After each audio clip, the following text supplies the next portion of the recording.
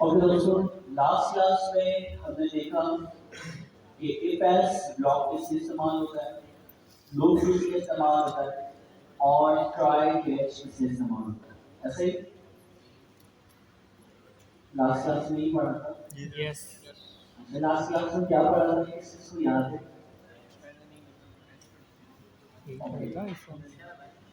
सबसे पहले आप लोगों ने इफ एल्स पढ़ा था।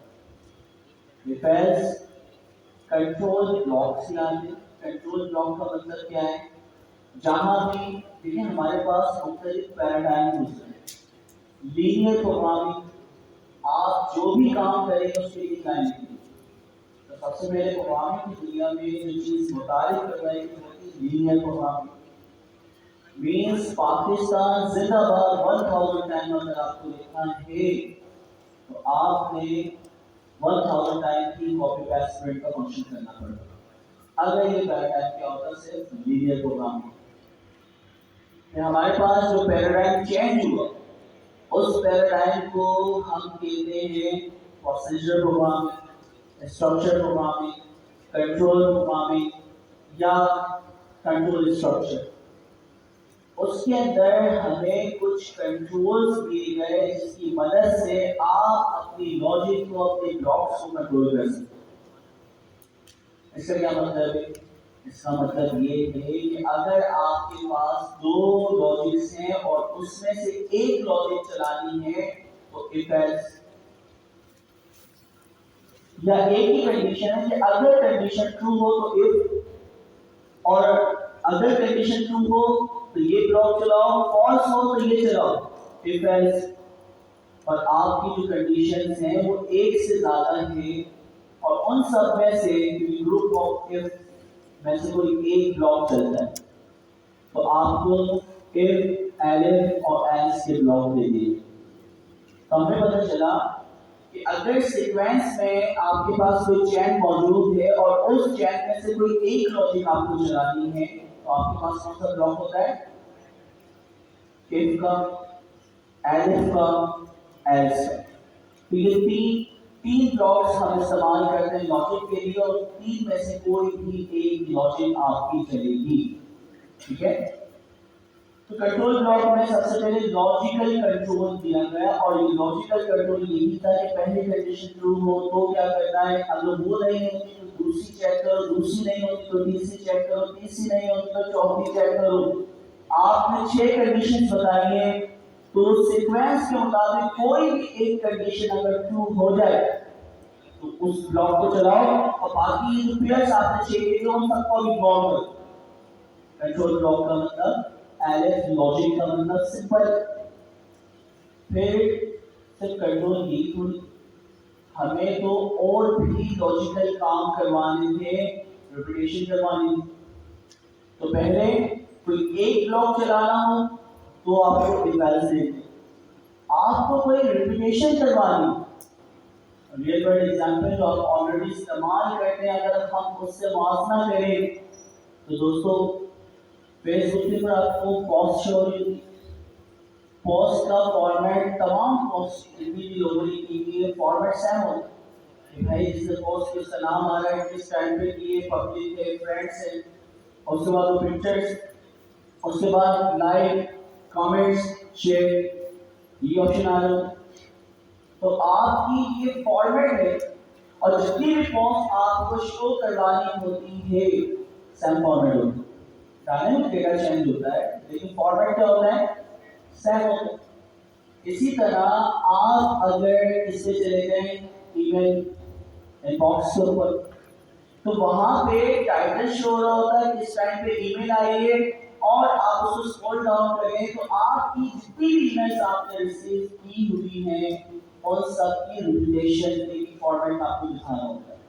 जो आपने रिसीव की है या जो आपने सेंड की, ये किसकी मदद से हो रहा है? रिपीटेशन टास्क, फॉर्मेट सेम था। तो कोई भी चीज अगर आपको रिपीटेशन करवानी हो कौन से कंट्रोल ब्लॉक था दोस्तों? फॉर का और व्हाइल का। लूप हमें दे दिया गया तो लूप की मदद से कोई भी चीज आप क्या करवा सकते हैं? रिपीटेशन करवा सकते हैं। अच्छा देखिए, जैसे जैसे जरूरत पेश आती जा रही है वैसे वैसे ब्लॉक बनाते जा रहे हैं। तो मुख्तलिफ लैंग्वेजेस के अंदर मुख्तलिफ ब्लॉक्स हम लोग बनाते हैं। अच्छा फिर कंट्रोल ब्लॉक्स, अगर हमारे पास एरर्स हैं और आपको पता है इंटरप्रेटर आपकी जो भी लाइन्स लिखी है जिस टाइम में एरर आता है वहां पे आके क्या करता है, रुक जाता है, बाकी किसी भी चीज को प्रोसेस नहीं करता। तो इंटरप्रेटर पे रन टाइम पे एरर्स आने को रोकने के लिए जो तरीका हम इस्तेमाल करते हैं वो कौन सा होता है, ट्राई कैच। ठीक है, तो हमारा एरर की दो तीन तरह की टाइप हमने देखी थी। एक डेवलपमेंट टाइम आती है, डेवलपर ने रिपोर्ट किया तो गलती उसने उसके बाद सॉल्व कर दिया उसको। एक प्रोडक्शन टाइम, आपने सॉफ्टवेयर बनाया 24/7 चलने वाले जो आपका सर्वर है वहां पे डिप्लॉय कर दिया और दुनिया के तमाम यूजर्स उस वेबसाइट के ऊपर आएंगे और सिस्टम पे आकर उसको इस्तेमाल करने लगे, उस टाइम भी एरर आ सकता है। और एक एरर होता है लॉजिकल एरर। पहले लॉजिकल एरर को पकड़ने के लिए कोई भी हमारे पास टूल नहीं था नवंबर 2022 से पहले, लेकिन अब आप लॉजिकल एरर्स भी सॉल्व करवा सकते हैं एलएलएम की मदद से। लाइक हमने कहा 2 + 2 = 4 और आपने इफ की लॉजिक लगा दी कि जब भी 2 + 2 = 5 हो तो आप ये काम करें। तो मुझे बताएं क्या ये ब्लॉक कभी जिंदगी में चलेगा? नहीं, क्योंकि 2 + 2 हमेशा 4 होंगे और उसको 5 से कंपेयर किया जाएगा तो वो लॉजिकल बिल्कुल रॉन्ग है। तो लॉजिकल एरर्स को सॉल्व करने के लिए आप एलएलएम एंड जनरेटिव एआई की मदद ले सकते हैं। पहले पॉसिबल नहीं था, लेकिन अब पॉसिबल। आपकी कोई भी लॉजिक आप उसको हमें चेक करवा सकते हैं। तो हम लोग आहिस्ता आहिस्ता स्टार्ट करेंगे। तो इफ एल्स ये सारी चीजें रिपीटेशन हो गई। अच्छा, अब नेक्स्ट जो हमें काम करना है, जो आज की क्लास में डिस्कस करना है, ट्राई कैच हम दोबारा भी पढ़ेंगे। फिर उसके बाद हमें आज जो पढ़ना है वो है फंक्शंस। तो फंक्शंस के ऊपर बहुत डिटेल से हम स्टडी करने वाले हैं। फंक्शंस क्या है, फंक्शंस क्यों इस्तेमाल होते हैं, फंक्शंस कितनी टाइप हैं। अच्छा, जिन्हें भी नाम लिया शायद आप लोग वो कुछ लोगों को काम आती है और जिन्हें नहीं आती तो अब वो यूज तो होने लग जाएंगे यार, ये कुछ वर्डिंग होती है। ठीक है, फर्स्ट टाइम तो वर्ड सुनते हैं तो पता नहीं कौन सी दुनिया की बात होती है। Predefined function, user defined function, default function, recursive function, generator function और भी हमारे पास riddle function, non riddle function, parameter, arguments, ये सारे सारे जार्गन्स हैं, वोकैबुलरीज हैं जो कि फंक्शंस बनाने में इस्तेमाल होती हैं। ठीक है, हम स्टार्ट करते हैं कि फंक्शन है क्या। रियल वर्ल्ड में रिपीटेशन से बचने के लिए हम फंक्शन को इस्तेमाल करते हैं। रिपीटेशन करवाने के लिए पाइथन में लूप था, लेकिन रिपीटेशन को रोकने के लिए हम किसका इस्तेमाल कर रहे हैं दोस्तों? फंक्शन। तो दोनों एक दूसरे का अल्टरनेट हो गए। फंक्शन रिपीटेशन को रोकने के लिए और रिपीटेशन करवाने के लिए क्या है? लूप। अब इसकी एग्जाम्पल लेते हैं। कंसीडर करें आपके घर मेहमान आते हैं, आपकी वालदा आपको बुलाती है और कहती है बेटा दूध दे, सबसे पहले उसे गर्म करें, स्टेप नंबर 1, उसके अंदर पत्ती डालें, स्टेप नंबर 2, उसको बॉयल करें, स्टेप नंबर 3, जब वो बॉयल होगी पत्ती नीचे बैठ जाए, स्टेप नंबर 4, आपने क्या करना है, उसे फिल्टर करके जितने नंबर ऑफ कप्स आपको बताएं उनके अंदर आपने सर्व करना है और जो भी आपके पास गेस्ट आए हुए ड्राई फ्रूट लेंगे। तो मैंने कम से कम आपको 6 से 7 स्टेप बताया। ठीक है, अच्छा अब जब भी मेहमान आए आपके अम्मी आपको इसी तरह प्यार से बुलाए मेहमानों के सामने और ये 7 स्टेप दोबारा से रिपीट करें। आपकी खाला एक दफा आए, ये स्टेप बताए, आपकी खाला दोबारा आए, फिर दोबारा उस तरह बुला के आपको बोला जा रहा है कि चाहे दूध गर्म करें, पत्ती डालें, उसको बॉयल करें, तो क्या होगा? आप लोगों ने हमने बस एक दफा सिखा दिया, बार बार थोड़ी सीखे। क्या है? रिपीटेशन होगी। इस रिपीटेशन में अम्मी की मेहनत भी डबल होगी और आप जो इतने ध्यान से सुन रहे हैं या सुन रही हैं, तो आपकी सब्र की क्या कहते हैं, सब्र की आजमाइश का जो भी पैमाना है वो मेजर किया जाता है कि आपको एक ही चीज कितनी दफा बताई जाती है। ठीक है? रिपीटेशन। तो रियल वर्ल्ड में रिपीटेशन से बचने के लिए आपके घर में या दुनिया में इस प्रोसेस का या सेट ऑफ स्टेटमेंट्स के नाम रखिए जिसे नाम दिया गया चाय बना लूं। तो चाय बनाने का फंक्शन बन गया। ठीक है? तो अब क्या हुआ, अब कोई भी गेस्ट आता है तो क्या होता है, हमने से सिंपल कैसे बेटा क्या करो, चाय बना। ठीक है? अच्छा वो बात अलग है कि किस क्वालिटी की चाय बनानी है, वो आप मेहमान देते शायद बनाते हो। ठीक है? शायद आपके रिश्ते वाले आए तो 2 किलो दूध की आप चाय बनाते हैं, और आपकी फूफा ज्यादा बहुत फूफो से होती है। ठीक है? तो आप हो सकता है कि आधे किलो दूध की चाय बनाए बस जाने में, तो डिपेंड करता है कि आप क्वालिटी किस तरह की बना रहे हैं। Set of statements, repetitions. In repetitions को रोकने के लिए रियल वर्ल्ड में फंक्शन बना दिए गए हैं। अच्छा, रियल वर्ल्ड में हम अगर बात करें ऐसे सेट ऑफ स्टेटमेंट्स जो पहले से बने हुए हैं, जैसे हम कुछ फंक्शन ऐसे फंक्शन होते हैं जो कि हमेशा प्रोसेस होते हैं और आप उन्हें कोई इनपुट नहीं देते। एग्जाम्पल लेते हैं, दिन का होना, रात का होना। ठीक है? तो क्या दिन और रात के प्रोसेस के अंदर क्या आप कोई इनपुट देते हैं?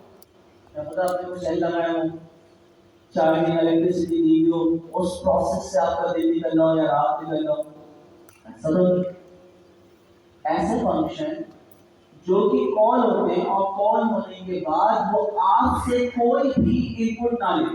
भाई गाड़ी चलानी है तो गाड़ी चलाने के लिए आपको फ्यूल इनपुट के तौर पे देना पड़ेगा, चाहे वो पेट्रोल हो, डीजल हो, इलेक्ट्रिसिटी फॉर्म में हो, किसी भी फॉर्म में फ्यूल हो, ईंधन हो, तो आपने उसको फ्यूल देना है तो गाड़ी चलेगी पॉइंट ए से पॉइंट बी तक। अगर आप उसको इनपुट नहीं देते वो फंक्शन काम नहीं करेगी। लेकिन रियल वर्ल्ड में भी कुछ ऐसे फंक्शन हैं जो आपसे कोई इनपुट नहीं लेते और आप उसको कॉल करें तो वो प्रोसेस होते रहता है, उससे हम कहते हैं डिफॉल्ट फंक्शन। सिंपल सी एग्जांपल, दिन का निकलना, रात का होना, क्योंकि अल्लाह ताला ने सिस्टम बनाया हुआ है, तो ये फंक्शन कॉल होते ही आप इसमें कोई इनपुट प्रोवाइड नहीं करें। ठीक है? तो रियल वर्ल्ड में डिफॉल्ट फंक्शन ऐसा फंक्शन जो कॉल होते वक्त आपसे कोई भी इनपुट ना ले, ऐसे फंक्शन को क्या कहते हैं दोस्तों? Default function. अच्छा, दूसरी प्रोग्रामिंग लैंग्वेजेस के अंदर हम देखें या माइक्रोसॉफ्ट एक्सेल तकरीबन यहाँ सबने इस्तेमाल किया होगा। ऐसे कितने लोगों ने इस्तेमाल किया माइक्रोसॉफ्ट एक्सेल? तकरीबन मेजॉरिटी ने किया होगा। तो वहां पे फंक्शन होता है is equal to now and और W, round bracket open and close.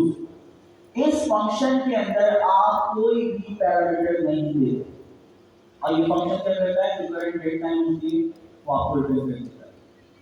Today Excel का फंक्शन है, तो इस फंक्शन को भी अगर आप कॉल करें तो आप उसको राउंड ब्रैकेट ओपन क्लोज कर दें, लेकिन कोई पैरामीटर नहीं देते। ऐसे फंक्शन जो कॉल होते वक्त आपसे कोई पैरामीटर ना लें या यूजर कोई पैरामीटर ना दे, ऐसे फंक्शन को हम कौन सा फंक्शन कहते हैं? Default function. तो दिन का होना, रात को होना, जो कि अल्लाह ताला ने फंक्शन बनाया, और इस फंक्शन कॉल होने में कोई भी यूजर, हम लोग जब कॉल कर रहे हैं देख रहे हैं तो यूजर कोई इनपुट नहीं देता, ऐसे फंक्शन को क्या कहेंगे दोस्तों? Default function. और प्रोग्रामिंग की दुनिया में एक्सेल में जैसे टुडे और नाउ का फंक्शन है, क्योंकि आप उसको कोई इनपुट नहीं देते लेकिन वो आपको कुछ ना कुछ डेटा रिटर्न करता है। प्रोसेसर। अच्छा, फिर हमारे पास कुछ फंक्शन ऐसे फंक्शन होते हैं जो कि काम करने के बाद आपको कुछ रिटर्न करते हैं, रिटर्न फंक्शन और नॉन रिटर्न फंक्शन। अच्छी लिखते भी जाए ताकि आपके पास वोकैबुलरी बनती जाए। तो हमारे पास डिफॉल्ट फंक्शन के बाद सबसे पहले यूजर डिफाइंड फंक्शन या प्री डिफाइंड फंक्शन, ऐसे फंक्शन जो कि इस दुनिया में पहले से बने हुए हैं, आपने नहीं बना, आप दुनिया में पैदा हुए, आपको आपके कुछ फंक्शन पहले से बने, ठीक है। फॉर एग्जाम्पल अभी हम एग्जाम्पल लेते हैं तो प्री डिफाइंड फंक्शन किसी भी दुनिया में, कहीं आप जिस दुनिया में रहते हैं उस दुनिया के पहले से बने हुए फंक्शन प्री डिफाइंड फंक्शन। और ऐसे फंक्शन जो हम कस्टम बनाए, फॉर एग्जाम्पल आपके असाइनमेंट चेक करने का हम एक फंक्शन बनाए, तो वो सिर्फ और सिर्फ बहरिया ऑडिटोरियम के बेस 61 के स्टूडेंट के लिए प्रोग्राम बनाया गया है।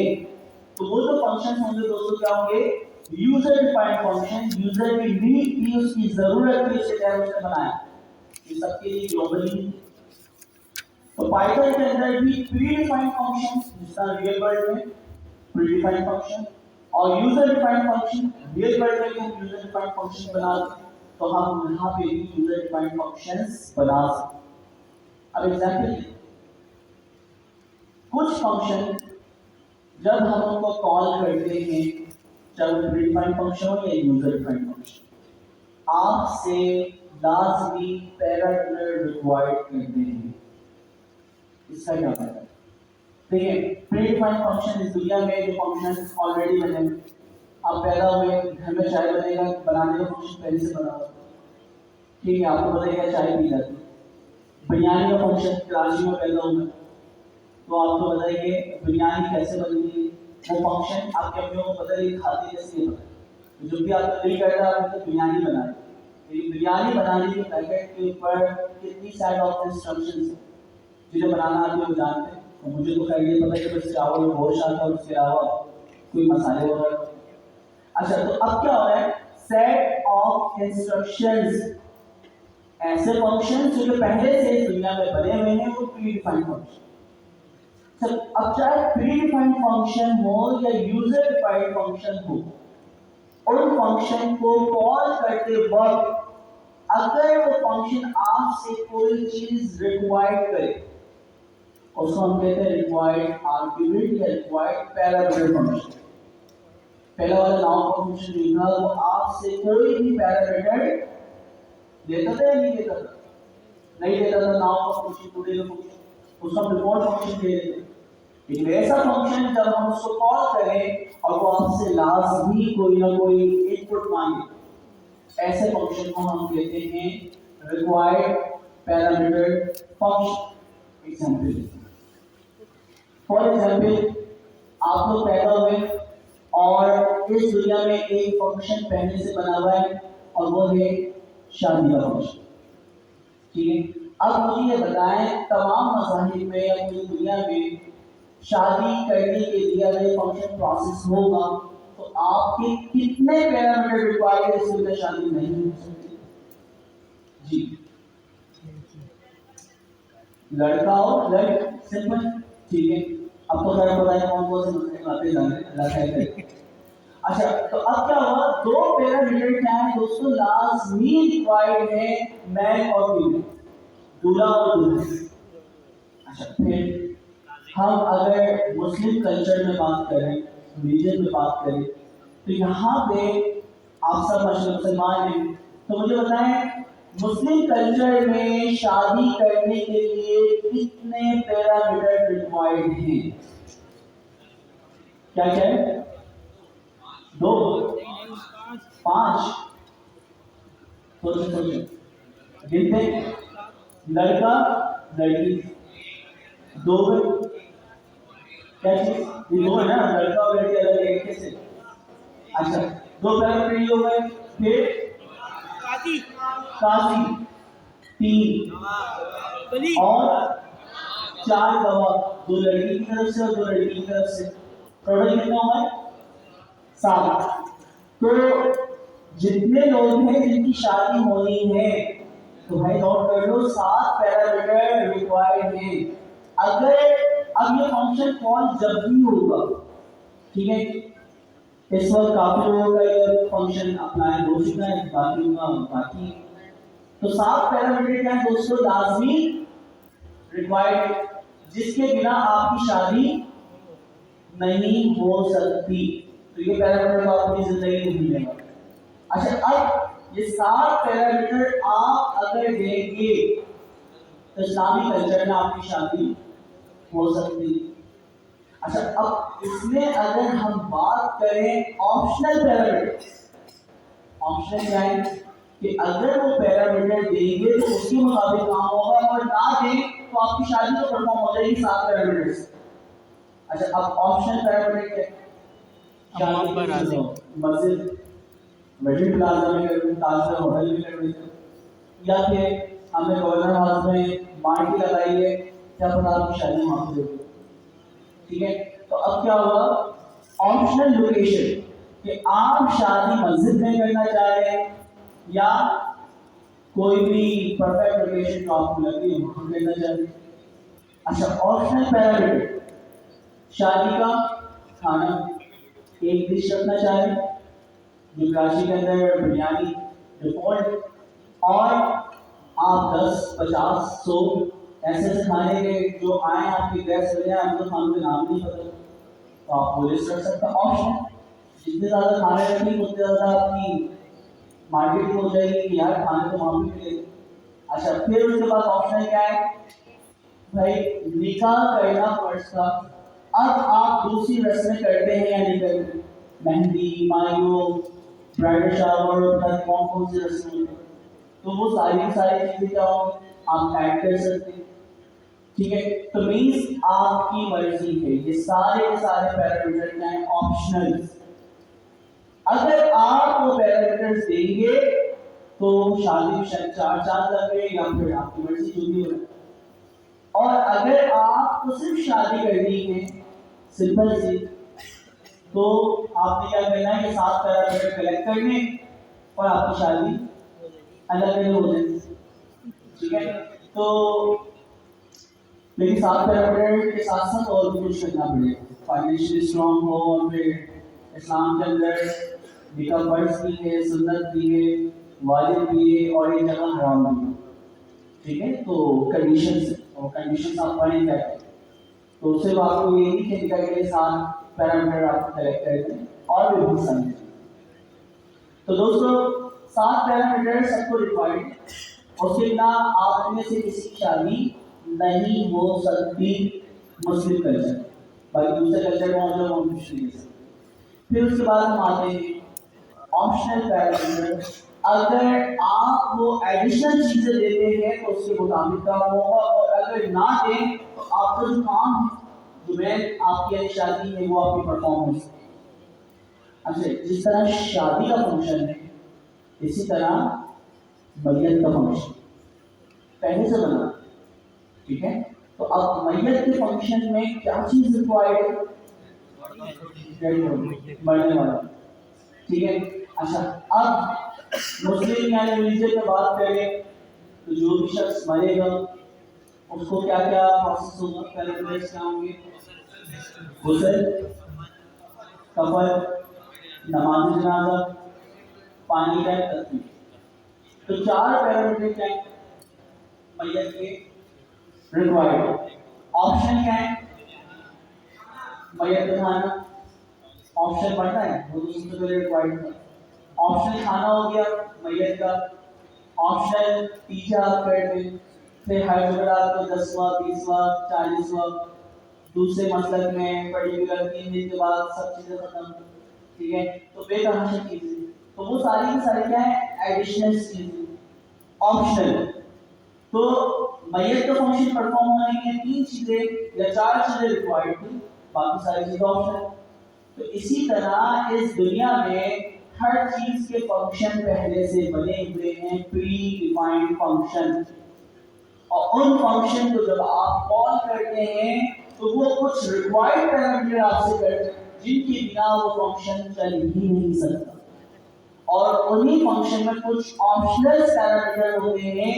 अगर आप ऑप्शनल पैरामीटर डालते हैं तो उसके मुताबिक काम होता है। अगर आप ऑप्शनल पैरामीटर ना डालें तो कोई फर्क नहीं पड़ता। आपका मेन जो काम है, अच्छा कोई फर्क नहीं, फर्क तो पड़ेगा ना। आपकी शादी में एक खाना और एक 50 खाने, फर्क तो पड़ेगा।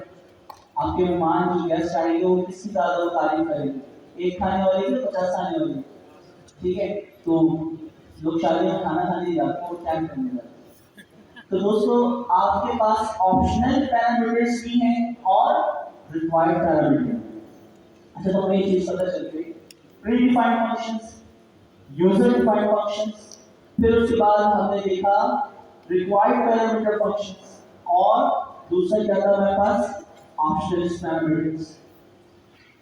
तो फंक्शन कॉल करते वक्त हम मुख्तलिफ चीजें देखेंगे कि हम पोजीशन आर्गुमेंट पास करते हैं, वो देखेंगे थोड़ी देर बाद। कीवर्ड आर्गुमेंट पास करते हैं, हम लिस्ट के जरिए पोजीशन आर्गुमेंट पास कर सकते हैं, हम डिक्शनरी के जरिए कीवर्ड आर्गुमेंट पास कर सकते हैं। तो ये थोड़ी सी चीजें हम देखेंगे। तो हम फिर स्टार्ट करते हैं कॉलिंग करना। अच्छा एक था रिटन फंक्शन और दूसरा नॉन रिटन फंक्शन, इसको भी समझते हैं। रिटन फंक्शन ऐसा फंक्शन जो जब भी कॉल हो वो आपको कुछ क्या करे, रिटर्न वापसी करे। आपने कोई काम करने को कहा, वो काम प्रोसेस हो और आपको उसके नतीजे में कोई चीज रिटर्न करे। रियल वर्ल्ड में अगर एग्जांपल है, आपने अपने छोटे भाई को अपना डेबिट कार्ड दिया और उसमें बताया पर्टिकुलर आपने कहा कि यार एक ऑपरेशन परफॉर्म करो, पर्टिकुलर इतने पैसे निकाल दीजिए। अच्छा अब क्या हुआ, आपका भाई कार्ड दिया, पिन डाला, पैसे निकाले, तो ये रिटर्न फंक्शन अगर है तो क्या करेगा, पैसे निकाल के आपको लाके देगा, आप उसको इस्तेमाल करें। तो रिटर्न में आपके पास, आपने सिर्फ कार्ड और पिन बताया, रिटर्न में आपके पास कैश है, ठीक है। कितने सारे प्रोसेस आप कर। नॉन रिटर्न फंक्शन क्या, पैसे निकालना और पर्टिकुलर काम कर लेना, मेरे पास वापसी पूछना, ऐसा फंक्शन क्या होगा, रिटर्न फंक्शन। मींस एटीएम से जब आप पैसे निकलवाते हो, पैसे आपके पास आते हैं, रिटर्न फंक्शन कंसीडर करते हैं। एटीएम से पैसे निकलते हैं और आपकी फैमिली के पास चले जाते हैं, आपके पास कुछ नहीं आता, तो फंक्शन क्या होगा, नॉन रिटर्न फंक्शन। अब इसकी एग्जांपल अगर देखें प्रोग्रामिंग की दुनिया में, ऐसा कोई भी फंक्शन जिसे हम कॉल करें, एक वेरिएबल बनाए, उस वेरिएबल के अंदर उस फंक्शन को कॉल करें, उसके सामने इक्वल टू। अगर वो फंक्शन चलने के बाद उस वेरिएबल में कोई चीज चली जाए, स्टोर हो जाए, उसका आंसर है एक्स वाई कुछ भी, तो अगर उस वेरिएबल में कोई चीज स्टोर हो जाए, उस फंक्शन को हम क्या बोलेंगे, रिटर्न फंक्शन। और अगर आप फंक्शन चलाते हैं, उसमें कोई भी काम किया जो वेरिएबल बना, उस वेरिएबल को अगर आप आगे इस्तेमाल करें और उसके अंदर वैल्यू आए नन, तो वो क्या हो जाएगा, नॉन रिटर्न फंक्शन। तो अगर नन आते समझ लो कुछ भी स्टोर नहीं हुआ, और अगर कोई चीज स्टोर करवा दे तो वो क्या होगा, रिटर्न फंक्शन। तो रिटर्न फंक्शन जो वेरिएबल में कोई चीज डाल दी जाए, स्टोर करवा दी जाए, ऐसा कोई भी फंक्शन, चाहे वो प्रिंट का हो, लैन का हो, आप लगा के चेक करें, वेरीफाई करें। अगर वेरिएबल में कोई वैल्यू आ जाए तो रिटर्न फंक्शन, और अगर नहीं आती तो नॉन रिटर्न फंक्शन। अब कोडिंग स्टार्ट करते हैं।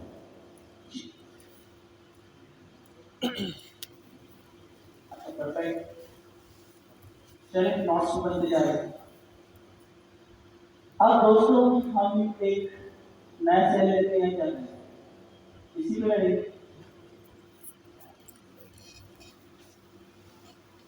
ठीक है। यहाँ से कोड स्टार्ट करते हैं। सबसे पहले हम एक बनाते हैं फंक्शन। फंक्शन जो भी हम देखिए, प्री डिफाइंड फंक्शन, कुछ फंक्शन हम देखते हैं। तो प्री डिफाइंड फंक्शन से पहले देखना स्टार्ट करते हैं। हेडिंग हम डाल देते हैं प्री डिफाइंड फंक्शंस।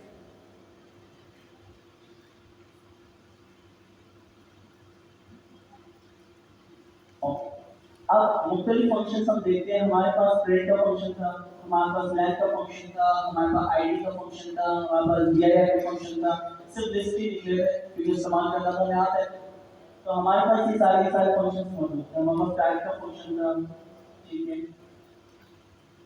ये सारे फंक्शंस प्री डिफाइंड फंक्शन, हमने कुछ भी आगे नहीं किया। हमें पता है पाइथन में फंक्शन बने होते हैं, हम डायरेक्टली आते हैं, फंक्शन को कॉल करते हैं और उसको इस्तेमाल करना शुरू करते हैं। मीन्स आप इस दुनिया में आए, शादी का फंक्शन पहले से बना हुआ था। आप इस दुनिया में आए, बिरयानी का फंक्शन पहले से बना हुआ था, चाय बनाने का फंक्शन पहले से बना हुआ था, मरने का फंक्शन पहले से बना हुआ था। तो वो सारे के सारे फंक्शन जो कि किसी भी वर्ड में पाइथन की दुनिया में पहले से बने हुए हैं, वो प्रीडिफाइंड फंक्शन।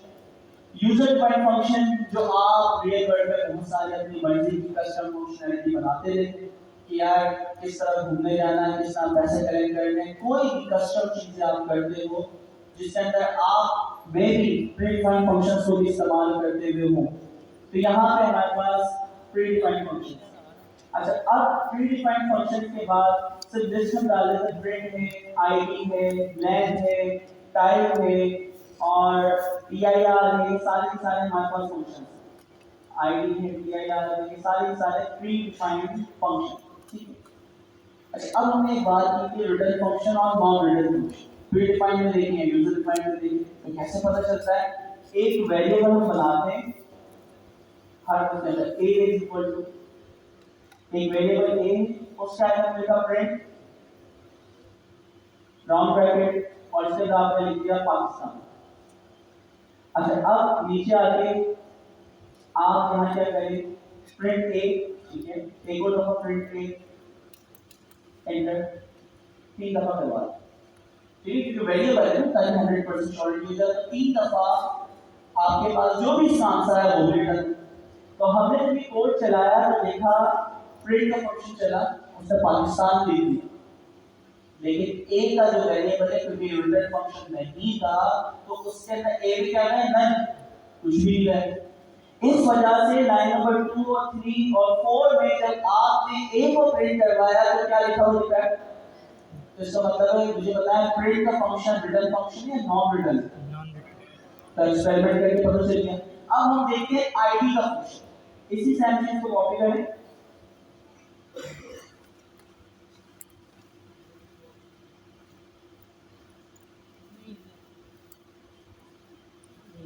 अब प्रिंट के फंक्शन को रिप्लेस करते हैं आईडी। ठीक है, अब आईडी का फंक्शन नहीं सिर्फ एक होगा, बाकी का प्रिंट करना। पहला वाला a इक्वल टू की बात आई।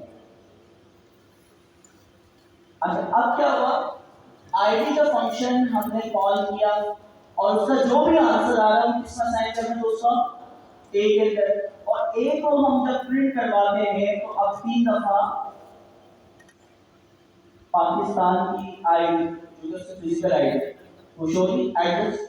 इसी को दोबारा कॉपी पेस्ट करते हैं और लेंथ का फंक्शन लगाते हैं।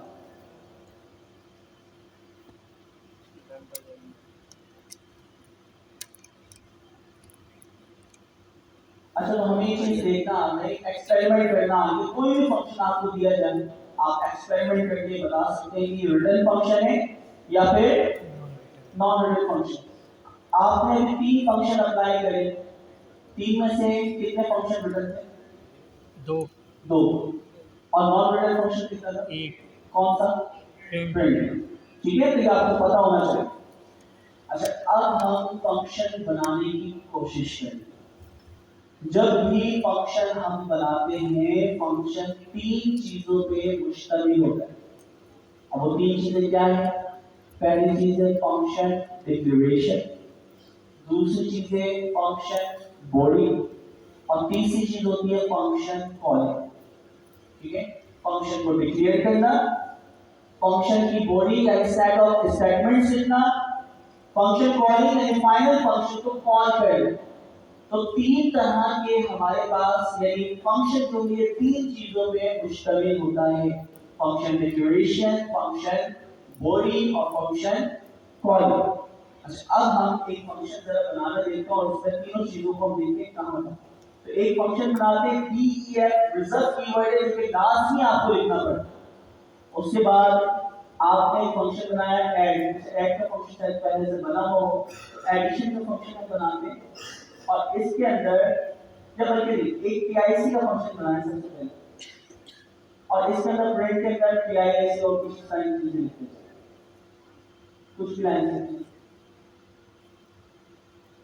ठीक है, इस्लामाबाद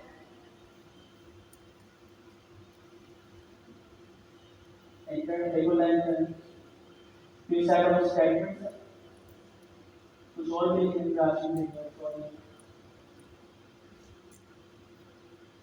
ठीक है इंटरेक्शन है ओके इस तरह 50 लाइन्स आ सकती है सेट ऑफ स्टेटमेंट आप जो फंक्शंस डिफाइन करते हैं जिसे फंक्शन डिक्लेरेशन कहते हैं पहली लाइन के अंदर डीईएफ अच्छा फंक्शन डिक्लेरेशन में भी आपके पास क्या क्या चीजें होती हैं तीन चीजें होती हैं फंक्शन का नाम फंक्शन डिक्लेरेशन के अंदर तीन चीजें होती हैं जो ऑप्शन है ऊपर जो डिक्लेरेशन लिखा है उसके अंदर एक सब टेबल बनाते हैं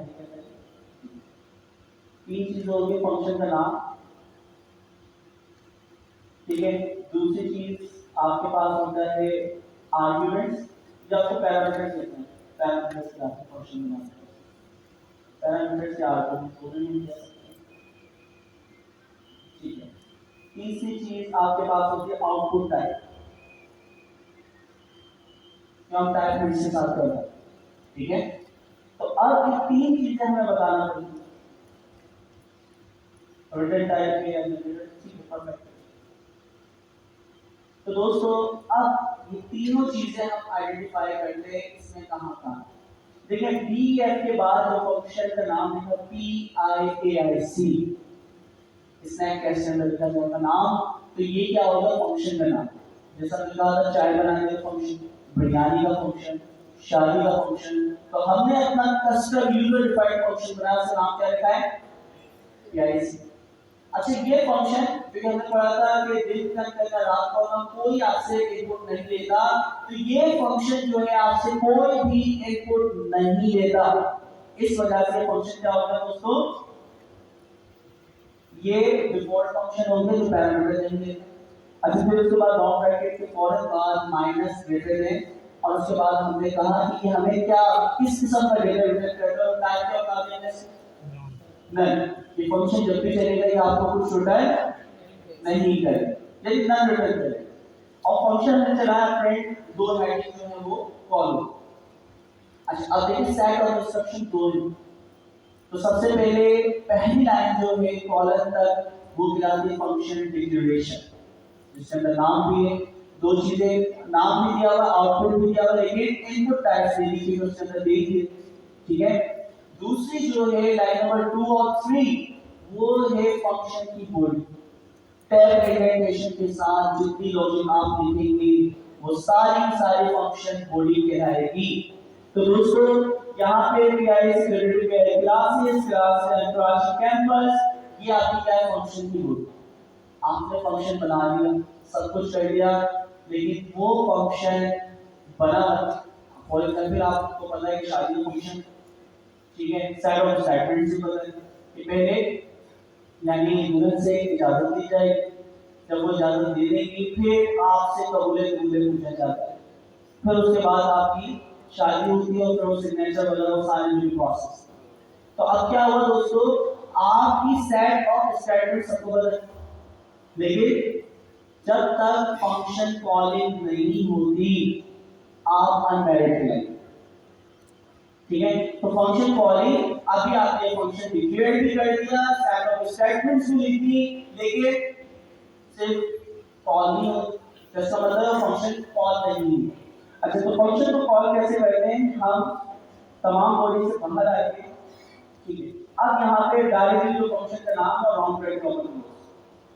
अच्छा बीच में एक ना टैब से इंटर करे ताकि वो हम बताओगे यहाँ से या रखते ठीक है दो दफा कॉल करेंगे या तीन दफा कॉल करेंगे ठीक है अच्छा अब फंक्शन बना एक दफा रिपीटेशन को रोकने के लिए फंक्शन इस्तेमाल होता है तो पाकिस्तान जिंदाबाद के PIAIC मुझे दो दफा लिखना पड़ता 6 दफा कॉपी पेस्ट करना पड़ते आपने सिर्फ 2 ही दफा उसको लिखा है यूनिट टाइम लिखा और उसको रिपीट करवाने के लिए रिपीटेशन को आप रोकते वरना आप कॉपी पेस्ट करते तो अब रिपीटेशन रोकते आप डायरेक्टली फंक्शन कॉल करते हैं और सेट ऑफ स्टेटमेंट बार-बार कॉल होते हैं ठीक है शादी को चेक को बन गया अब जिस बंदे की शादी होती है उसको 7 पैरामीटर चाहिए होते हैं और उसकी शादी परफॉर्म हो जाती है तो सेट ऑफ स्टेटमेंट जो दो स्टेटमेंट हमने यहां लिखी है तो जब भी फंक्शन कॉल होगा तो सेट ऑफ स्टेटमेंट चलेगी कौन हम चलाते हैं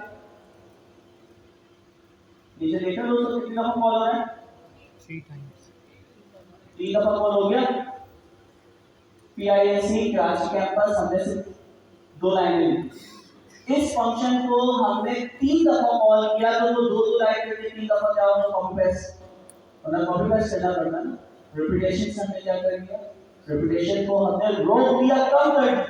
तो रिपीटेशन से बचने के लिए हम क्या बनाते हैं, फंक्शन, और रिपीटेशन करवाने के लिए क्या करते हैं, लूप। तो रिपीटेशन फॉर्म में यहाँ पे लूप। अच्छा, अब इस फंक्शन के अंदर अगर हम देखें कि फंक्शन डिक्लेरेशन कौन सी है, तो हम आगे कमेंट करके लिख लेते हैं। पहली वाली लाइन का आगे कमेंट करके हम लिखते हैं क्या, डिक्लेरेशन, कॉलन के बाद, कॉलन के बाद कमेंट करके फंक्शन डिक्लेरेशन। अच्छा, लाइन नंबर 2 और 3 तो क्या होगी, फंक्शन बॉडी,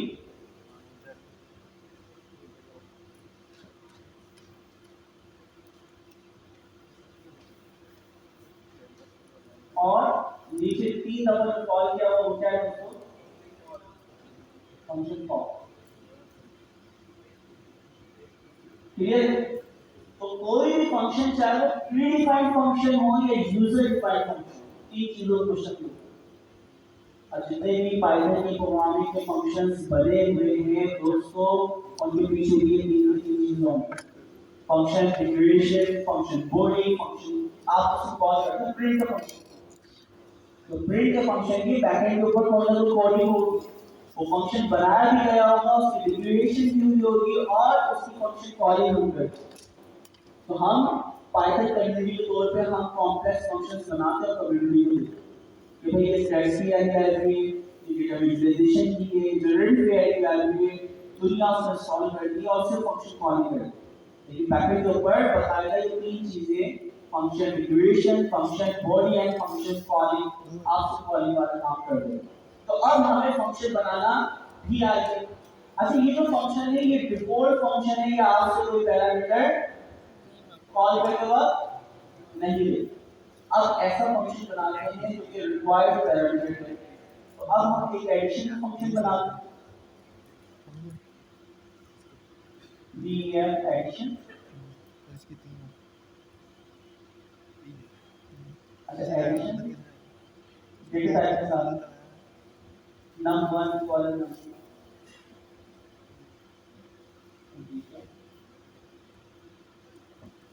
और कॉलन, अच्छा तो पहले उसकी डायरेक्टरी रिटर्न करते हैं।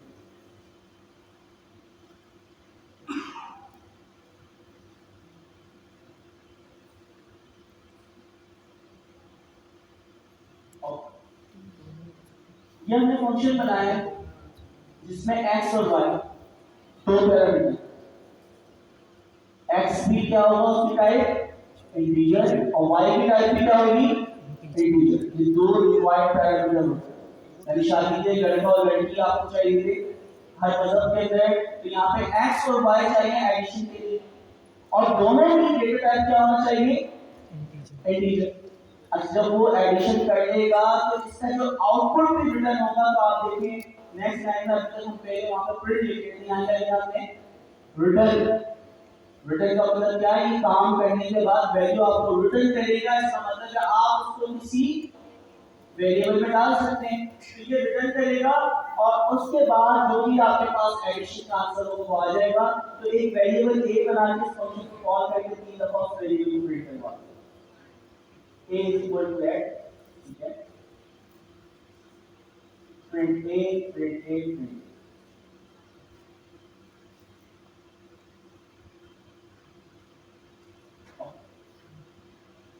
तो दोस्तों हमने एक फंक्शन बनाया और वो फंक्शन क्या है, रिटर्न फंक्शन। लेकिन इस फंक्शन को कॉल करने के लिए शर्त में आपको कितने पैरामीटर देना पड़ेगा, दो। अच्छा, एक काम और करिएगा, इसी फंक्शन में रिटर्न से पहले f स्ट्रिंग प्रिंट के अंदर x और y मैसेज के साथ प्रिंट करता है, प्रिंट f स्ट्रिंग, और यहां पे आपने x वैल्यू इज पहली ब्रैकेट में x की वैल्यू है और y वैल्यू, ठीक है, ये बात में डाल ओके। अब ये आपने एक फंक्शन बना दिया इस फंक्शन के अंदर ये आपको एक दफा विजुलाइज करना है, जितनी दफा कॉल होगी तो एक दफा ये विजुलाइज इसको हम दोबारा चला दें। ये फंक्शन चला, x के अंदर क्या वैल्यू मिली दोस्तों 10 और y में क्या मिली 20। अच्छा, आपका ये जो फंक्शन है, इस फंक्शन को प्रोसेस होने के लिए, ऑपरेशन परफॉर्म करने के लिए कितना पैरामीटर चाहिए, और इनके नाम क्या है x और y। अच्छा, हम एक काम करते हैं, इस फंक्शन को दोबारा हम कॉल करते हैं, इसी कॉपी पेस्ट कर देते हैं, पूरे को कॉपी पेस्ट कर देते हैं ताकि हर चीज को अलग दिखाए। अच्छा, अब देखें आप क्या करेंगे, यहाँ पे एग्जांपल हम देखें, एक पैरामीटर अगर कम कर जी दोस्तों, अब इसको हम चला दें, क्या हो रहा है, बाकी वाले सबको कमेंट भी कर सकते हैं। तो यहाँ पे बता रहा है कि आपकी इस पर्टिकुलर लाइन के अंदर, लाइन नंबर 5 के अंदर एरर पड़ा है, तो हम सबसे नीचे एरर पढ़ते हैं, type error add missing one required positional argument. अब एक चीज याद रखिएगा, फंक्शन जब बनाते हैं उस वक्त जो वेरिएबल्स के नाम रखते हैं, उन वेरिएबल्स को हम पैरामीटर्स, और जब फंक्शन कॉल करते हैं उस वक्त जो वैल्यू उसमें डालते हैं वो आर्गुमेंट। बात एक ही है, याद हो जाए तो सही है, नहीं होता तो दोनों क्या लोकल वेरिएबल, ठीक है। तो अब क्या हुआ दोस्तों, आपने x और y, इसने कहा कि भाई y पैरामीटर क्या है दोस्तों, बता दीजिए, आर्गुमेंट क्या है रिक्वायर्ड। तो दोनों पैरामीटर आप देंगे तो ही चलेगा, तो अब y पैरामीटर दोबारा दिएगा। अब चला ऑपरेशन परफॉर्म हो गया दोस्तों, ठीक है। अच्छा, अब इसका जो रूल है कि जो वैल्यू हम पास कर रहे हैं 20,5, ये क्या है आपके पास पोजीशनल आर्गुमेंट। पोजीशनल आर्गुमेंट का मतलब पहले जो वैल्यू डालेंगे वो पहले वेरिएबल में जाएगी, दूसरी वैल्यू डालेंगे वो दूसरे वेरिएबल में जाएगी। तो 20 जो हमने डाला वो x में गया, और 5 जो हमने डाला वो किसमें गया y। तो हमने तो वैल्यू पास की है, लेकिन ये वैल्यू कैसे गई, पोजीशनल आर्गुमेंट। हम चाह रहे कीवर्ड आर्गुमेंट पास करें, तो अब दोबारा से इस फंक्शन को हम क्या करते हैं, नीचे कॉल करते हैं, एज कॉपी पेस्ट करते हैं, ताकि वो एग्जांपल में सारे साथ में। ओके, अच्छा अब पहले y की वैल्यू निकाल, ओके। अब पोजीशन मैटर नहीं करती, आप अच्छा सेट ऑफ इंस्ट्रक्शंस की तरह प्रोसेस होंगे, लेकिन आप वैल्यू अपने पास से जो पहले आते वो पहले पास करें, ठीक है। लेकिन जब सेट ऑफ इंस्ट्रक्शन चलेगी तो पहले x की वैल्यू जो मैसेज जिस तरह आप करते हैं हम देखेंगे।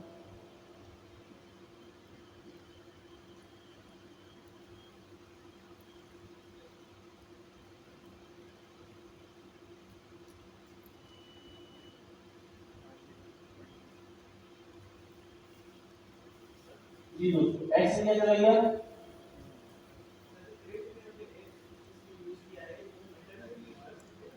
किसमें, हाँ वैसे तो हम तो addition type of operation mathematics से अप्लाई करना है, यूनिट टाइप ऑफ पोटेंशियल कर सकते हैं जो करना चाहते हैं। अच्छा, अब इसको थोड़ा सा एडवांस तरीके से कुछ और भी सीखते हैं। अच्छा, अभी हम पूरे सेल को कॉपी पेस्ट करके एक नए सेल करते हैं जी। आपको ये फंक्शन बना हुआ है, जब अगर एक सेल हम खाली करके अपना पहले काम, एक लिस्ट लें, उसके अंदर 2 नंबर डालें,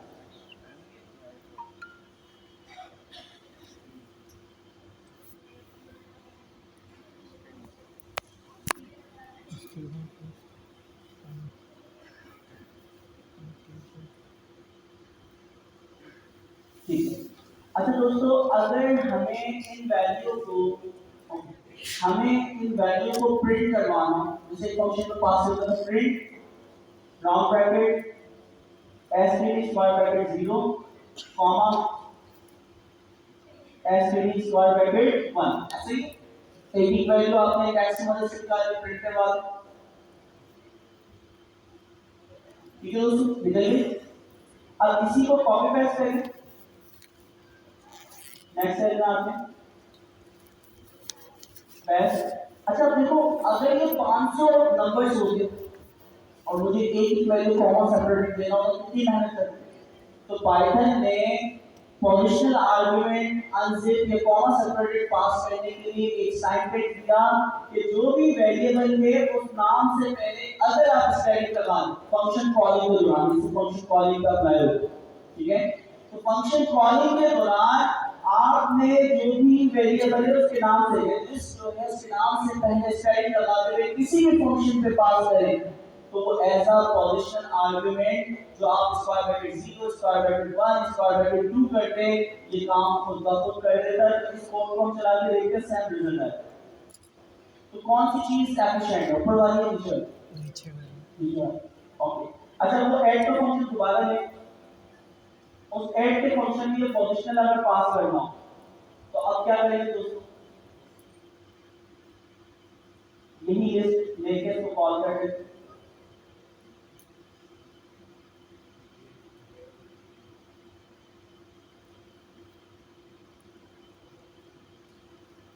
इस टाइप के साथ।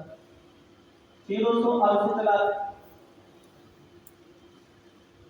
तो पोजीशनल आर्गुमेंट अगर आपके अनलिमिटेड जैसे होता है और एक एक सीक्वेंस से ही आपको निकालने हैं तो लिस्ट के नाम से पहले फंक्शन कॉल करते वक्त बार बार शिफ्ट फंक्शन कॉल करते वक्त फंक्शन कॉल किया, आपने जो भी लिस्ट पास की है उसके नाम से पहले ये स्टैटिक, वो क्या करता है कॉमा सेपरेटेड उसी तरह पास करता है जिस तरह ऊपर। ठीक है, तो जिंदगी आपके पाइथन कितनी आसान है। एक और तरीका सीखते हैं इसी सेम चीज। अच्छा पहले हम नॉर्मल सीखते हैं, एक डिक्शनरी बनाएं, एक डिक्शनरी हम बनाते हैं।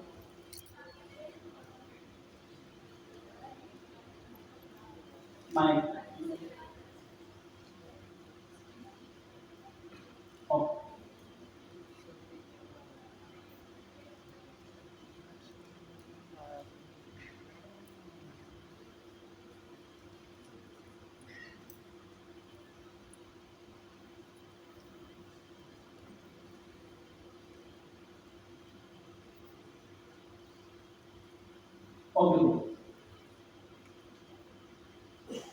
अच्छा अब ये जो की डिक्शनरी है, अच्छा डिक्शनरी में ना हमें फंक्शन के नाम को गूगल का प्ले क्यों टाइप को चलाते हैं डिक्शनरी, और अगर आप उस पर डबल स्टैकिंग के नाम से पहले लेवल क्या रहता है प्रिंट के अंदर डबल स्टैकिंग कॉल करके मतलब करेंगे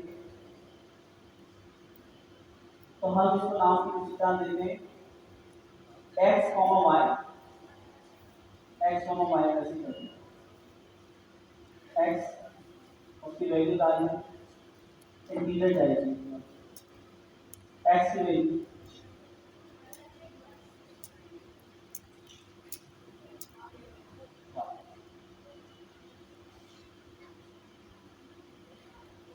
दोस्तों। अब हम फंक्शन कॉल करते हैं ऐड का,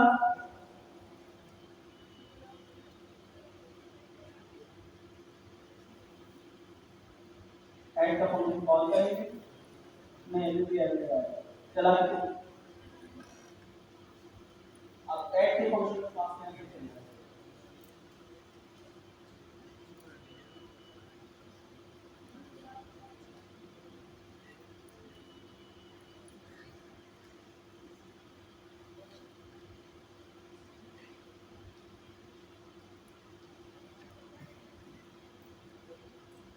इसने दोस्तों किस तरह कॉल किया होगा, एक कमेंट करिए, कमेंट करें आगे लिखे add x add longer proper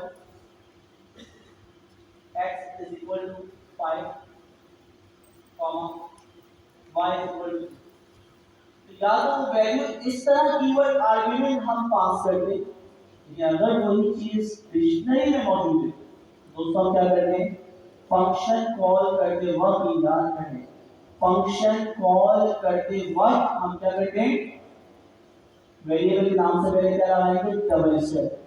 तो डबल स्टैटिक अगर आप किसी फंक्शन कॉलिंग के अंदर देखें किसी वेरिएबल के नाम से पहले, इसका मतलब होता है ये कीवर्ड आर्गुमेंट देगा, और अगर सिंगल स्टैटिक देखें इसका मतलब क्या होता है positional argument comma separated.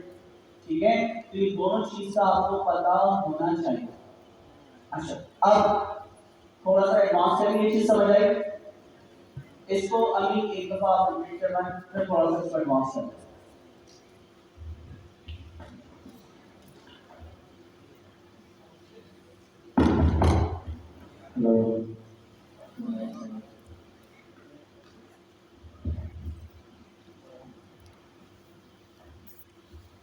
Functions अभी जो बनाए उसको चलाने की भी तरकीब देखी।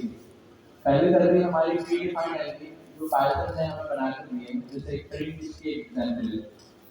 दूसरी एग्जांपल अगर हम अपने फंक्शन बनाए तो क्या क्या ऑप्शन मौजूद है। एक फंक्शन जो थोड़ी देर पहले बनाया, इसे हम देखते हैं।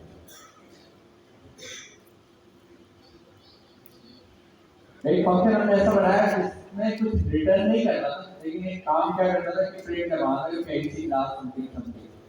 तो उसका मतलब फंक्शन की जब डिक्लेरेशन हम कर रहे होते हैं तो हमारे पास ऑप्शन होता है कि वो फंक्शन रिटर्न क्या करेगा।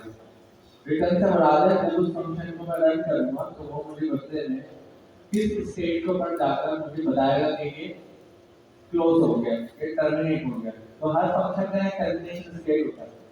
उस टर्मिनेशन स्टेट के ऊपर जो वैल्यू होती है वो अपने पास सेव कर लेता है, और जब हम उस फंक्शन से पूछते हैं कि वो क्या वैल्यू हमें बता रहा है, वो कैसे बता रहा है। तो यहाँ पर सपोज करें, थोड़ी देर पहले एक एग्जांपल देखिए, ये वाला प्रिंट की। प्रिंट में जब आपने पाकिस्तान लिखा तो पाकिस्तान प्रिंट हो गया, और ये हम देखते हुए हैं। लेकिन अगर प्रिंट को एक वेरिएबल के थ्रू असाइन करवाया, वेरिएबल का नाम ए रख दिया, उस वेरिएबल में जब हमने देखा कि रखा हुआ क्या, तो हमें नन मिला। तो इसका मतलब ए के पास प्रिंट का फंक्शन तो कॉल हुआ है, लेकिन जो प्रिंट का फंक्शन बनाने वाला था उसने इसको इसकी कोई टर्मिनेशन स्टेट हमें रिटर्न नहीं करी कि किस स्टेट को टर्मिनेट हुआ है। तो जब कोई टर्मिनेशन स्टेट नहीं होती ना तो हमारे पास जवाब आता है नन, ये कुछ भी नहीं। लेकिन सेम एग्जांपल जो हमने आईडी के फंक्शन के साथ देखी, और आईडी के फंक्शन को ए के वेरिएबल के आगे कॉल करा, इसका मतलब आईडी का फंक्शन के अंदर जो भी काम हो रहा है उसका जो टर्मिनेशन पॉइंट होगा वो हमारा ए में से हो जाएगा। तो हमने ए को प्रिंट करवा तो ए के पास एक लोकेशन आ गई, मेमोरी लोकेशन। तो उसका मतलब हमें ये पता लग गया आईडी का फंक्शन जो बनाया था उसमें टर्मिनेशन स्टेट को प्रॉपर तरीके से टर्मिनेट करा उसके स्टेट को। फिर हम आ गए लेंथ फंक्शन पे। लेंथ फंक्शन हमने पाकिस्तान दिया और पाकिस्तान को ए के वेरिएबल से सेट करा, जब ए की वैल्यू देखी तो हमारे पास लेंथ जो थी वो आ गई। इसका मतलब लेंथ का फंक्शन पाइथन ने बनाया के दिया, हमने नहीं बनाया, हम उसके यूजर हैं। तो इसका मतलब पाइथन ने जिस स्टेट को बड़े को टर्मिनेट करा वो डिफाइन है, बताई गई है।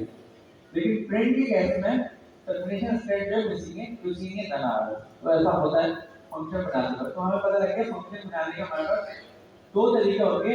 एक वो तरीका जिसमें हम उसकी टर्मिनेशन स्टेट बताएं, एक वो तरीका जिसमें हमें टर्मिनेशन स्टेट नहीं बताएं। जो तब नहीं बताएंगे तो नन होगा, और जब बताएंगे तो जो भी अगर स्ट्रिंग है तो स्ट्रिंग हो जाएगा, नंबर है फ्री है तो फ्री हो जाएगा, और जो भी इसका स्टेट बन जाएगा।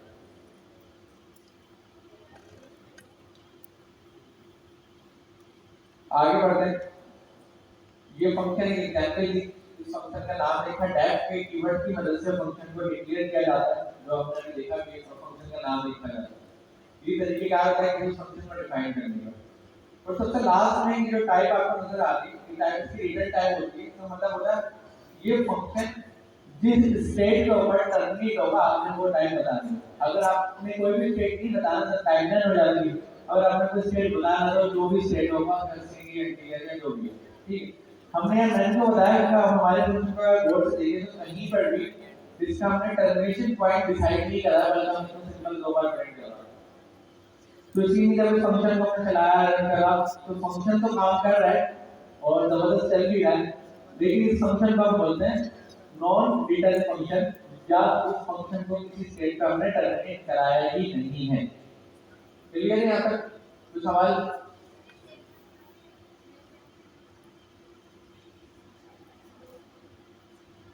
इसकी बात कर रहे हैं। ये स्ट्रिंग लिखा हुआ स्ट्रिंग, वो मैं बता दूं। स्ट्रिंग में होता है क्या, अगर हम चाह रहे हैं हमारा स्ट्रिंग जब प्रिंट हो उसके साथ एक लाइन ब्रेक हो जाए, न्यू लाइन, तो न्यू लाइन नहीं होता है वो, इसलिए लिखा था कि जब ये प्रिंट हो ना तो ऐसे एक्चुअली तीन बार प्रिंट करवा दो। तो देखिए बीच में स्पेस आ रहा है ना, तो स्पेस लिखने वाला स्पेस है, समझ गए? आगे बढ़ते हैं। कोई सवाल इसके अलावा? ठीक है, अभी हमने क्या देखा, फंक्शन की कितने तरह के फंक्शन रिटर्न टाइप की कितनी है हमारे पास? एक है हमारे पास कौन सी? नन। और दूसरी कौन सी है? दूसरी आप जो भी डिफाइन करें, स्ट्रिंग, इंटीजर या कोई भी हो सकती है, डिक्शनरी भी हो सकती है, लिस्ट भी हो सकती है, बूलियन भी हो सकती है, अब हमारी मर्जी से रिटर्न के स्टेट को कर दें। अब यहाँ पर एक एडिशन का फंक्शन बनाया जिसका नाम ऐड रखा है, और इस फंक्शन की रिटर्न टाइप क्या नजर आ रही है आपको? अगर हम अपना फंक्शन देखें तो हमने यहाँ पर रिटर्न टाइप डिफाइन करी आईएनटी मतलब इंटीजर। हमने ये बताया कि ये फंक्शन जिस स्टेट के ऊपर टर्मिनेट होगा उस स्टेट के ऊपर इसकी टाइप जो होगी इंटीजर होगी। और इस फंक्शन में हमें पता है हम कुछ नंबर्स को प्लस करवा रहे हैं, और जो भी नंबर्स को प्लस करा रहे हैं रिटर्न की कीवर्ड को दे देते हैं। तो ये रिटर्न के कीवर्ड का यहाँ पर सबसे जो इंपॉर्टेंट काम होता है वो होता है फंक्शन को टर्मिनेट करना। और रिटर्न के फंक्शन का आगे हम जो भी वैल्यू लिखते हैं वो टर्मिनेशन स्टेट बन जाता है। मतलब जब भी फंक्शन का नाम कहीं को कॉल करेंगे तो वो उसको बताएगा कि किस स्टेट को टर्मिनेट हुआ, मतलब x + y करके टर्मिनेट हुआ। सपोज करें x के अंदर 3 है, y के अंदर 3 है, x + y 3 + 3 6 वो के ऊपर टर्मिनेट हुआ। उस फंक्शन को जब हमने यहाँ पर कॉल करा तो फंक्शन में सबसे इंपॉर्टेंट पार्ट जो आपने पढ़ा वो क्या पढ़ा? Parameter and argument. पैरामीटर मतलब उसका नाम, आर्गुमेंट मतलब उसकी वैल्यू। पैरामीटर मतलब वेरिएबल, आर्गुमेंट मतलब उसका डेटा। पैरामीटर मतलब पैरामीटर, आर्गुमेंट मतलब आर्गुमेंट। ठीक है, जिस तरीके से आप इसको इजीली समझ सकते हैं। तो जो x है यहाँ पर पैरामीटर है, मतलब अगर वेरिएबल आप लोगों को वेरिएबल की डेफिनेशन मालूम है तो आप उस वेरिएबल की डेफिनेशन को यहाँ पर मैच कर सकते हैं कि जो डेफिनेशन वेरिएबल की है वही डेफिनेशन पैरामीटर की है। तो ये x को मैं कंसीडर कर सकता हूँ ये मेरा वेरिएबल। वेरिएबल की टाइप इंटीजर बता दी या पैरामीटर की टाइप इंटीजर बता दी। y यहाँ पर पैरामीटर है, y की टाइप इंटीजर बता दी, और साथ साथ आगे यहाँ पर माइनस ग्रेटर देन साइन के बाद टर्मिनेशन स्टेट बता दी, मतलब रिटर्न टाइप बता दी कि ये फंक्शन जिस वक्त टर्मिनेट होगा, मतलब बंद हो जाएगा, खत्म हो जाएगा, उस वक्त इसका जो डेटा है वो इंटीजर की फॉर्म में होगा। ठीक है, ये आपने यहाँ पर बता दिया। साथ साथ ये प्रिंट लिखने की रीजन ये थी कि अभी कुछ एग्जांपल हम ऐसे देखेंगे जिसमें हमें ये जानना होगा कि x के अंदर डेटा क्या आ रहा है और y में डेटा क्या आ रहा है। तो यहाँ पे पाइथन का f स्ट्रिंग यूज करा है। f स्ट्रिंग में हमने क्या करा, x बता दिया, x ये है, y ये है, ताकि फ्यूचर एग्जांपल में हमें पता रहे कि x में क्या डेटा आ रहा है और y में क्या डेटा आ रहा है। रिटर्न की मदद से हम क्या करते हैं, रिटर्न क्यों लिखते हैं? बताया नहीं बताया? क्यों लिखते हैं रिटर्न? कौन सा बात ले जाएंगे? कॉल करवाने के लिए। अभी मैं किसी बार रिपीट कर रहा हूँ, रिटर्न हम लिखते हैं, हम रिटर्न की मदद से फंक्शन को टर्मिनेट करवाते हैं। दोबारा सवाल का जवाब देते हैं, क्यों लिखते हैं? और रिटर्न के आगे जो डेटा होता है वो क्या बन जाता है इसका? उस टर्मिनेशन की स्टेट बन जाता है कि इस जगह पर ये टर्मिनेट हुआ। तो ये इसका आउटपुट हो जाएगा। तो इसी वजह से जिस जगह पर टर्मिनेट हुआ टर्मिनेशन स्टेट उसके बाद सेम रहेगी। तो जिसने फंक्शन कॉल करा उसका वो टर्मिनेशन स्टेट मिल जाएगी। तो टर्मिनेशन स्टेट की डेटा टाइप हमने क्या बताई? यहाँ पर बताइए। अब जब मैं इसको फंक्शन को कॉल करता हूँ, फंक्शन को कॉल करने का तरीका जो आपने फंक्शन का नाम देते हैं, पैरेंथेसिस बनाते हैं, पैरेंथेसिस के अंदर आर्गुमेंट पास करते हैं। आर्गुमेंट का मतलब उस वेरिएबल की वैल्यू, तो मतलब x है तो ये वेरिएबल हो गया, 20 इसकी वैल्यू हो गई, y है तो वेरिएबल हो गया, 5 इसकी वैल्यू हो गई। अब हमें कैसे पता होगा कि x के अंदर 20 जा रहा है और y के अंदर 5 जा रहा है? इस केस को हम बोलेंगे पोजिशनल आर्गुमेंट, मतलब हर आर्गुमेंट अपनी पोजीशन के ऊपर जा रहा है। तो x जो था 40 के हिसाब से उसकी पोजीशन 1 थी, तो इसके लिए हमने 20 जो दिया है वो वाली पोजीशन के मुताबिक x की वैल्यू हो गई। y की पोजीशन 2 थी, तो पोजीशन के मुताबिक 5 जो है वो y की पोजीशन हो गया। ऐसा ही तो हमारा 20 + 5 हो गया, तो x की वैल्यू 20 हो गई और y की वैल्यू 5 हो गई। जब फंक्शन को चलाया तो जो प्रिंट में यहाँ पर इस लाइन में लिखा था उसकी मदद से हमें पता लग गया कि x कौन है और y कौन है। x जो है वो x हमारा 10 है, वैसा आना तो 20 नहीं है, हमारा रन करना x हमारा 10 है और y 20 है। ये दो बार करना है, यहाँ पे हटा दें। अब सही है, हाँ। x हमारा 20 और y जो है 5, वो दो बार चल जाता है। तो x का है और y का 5 है। अब मुझे ये बताएं, ये वाला तो प्रिंट लिखा हुआ है, यहाँ पर कितने डेटा प्रिंट हुआ? आपके इधर दो प्रिंट हुआ, ऊपर वाला तो फंक्शन का प्रिंट वाला हो रहा है, ये वाला। नीचे वाला 820 प्लस 5 के अंदर 25 कैसा है? हमने इसको प्रिंट तो नहीं करवाया, बाय डिफॉल्ट इसमें डिस्प्ले का फंक्शन चल रहा होता है। और दूसरा, अगर मैं इसको सपोज करें कि वेरिएबल में रख लेता हूँ, a में रख दिया मैंने, और उस a को मैं प्रिंट करवा देता हूँ।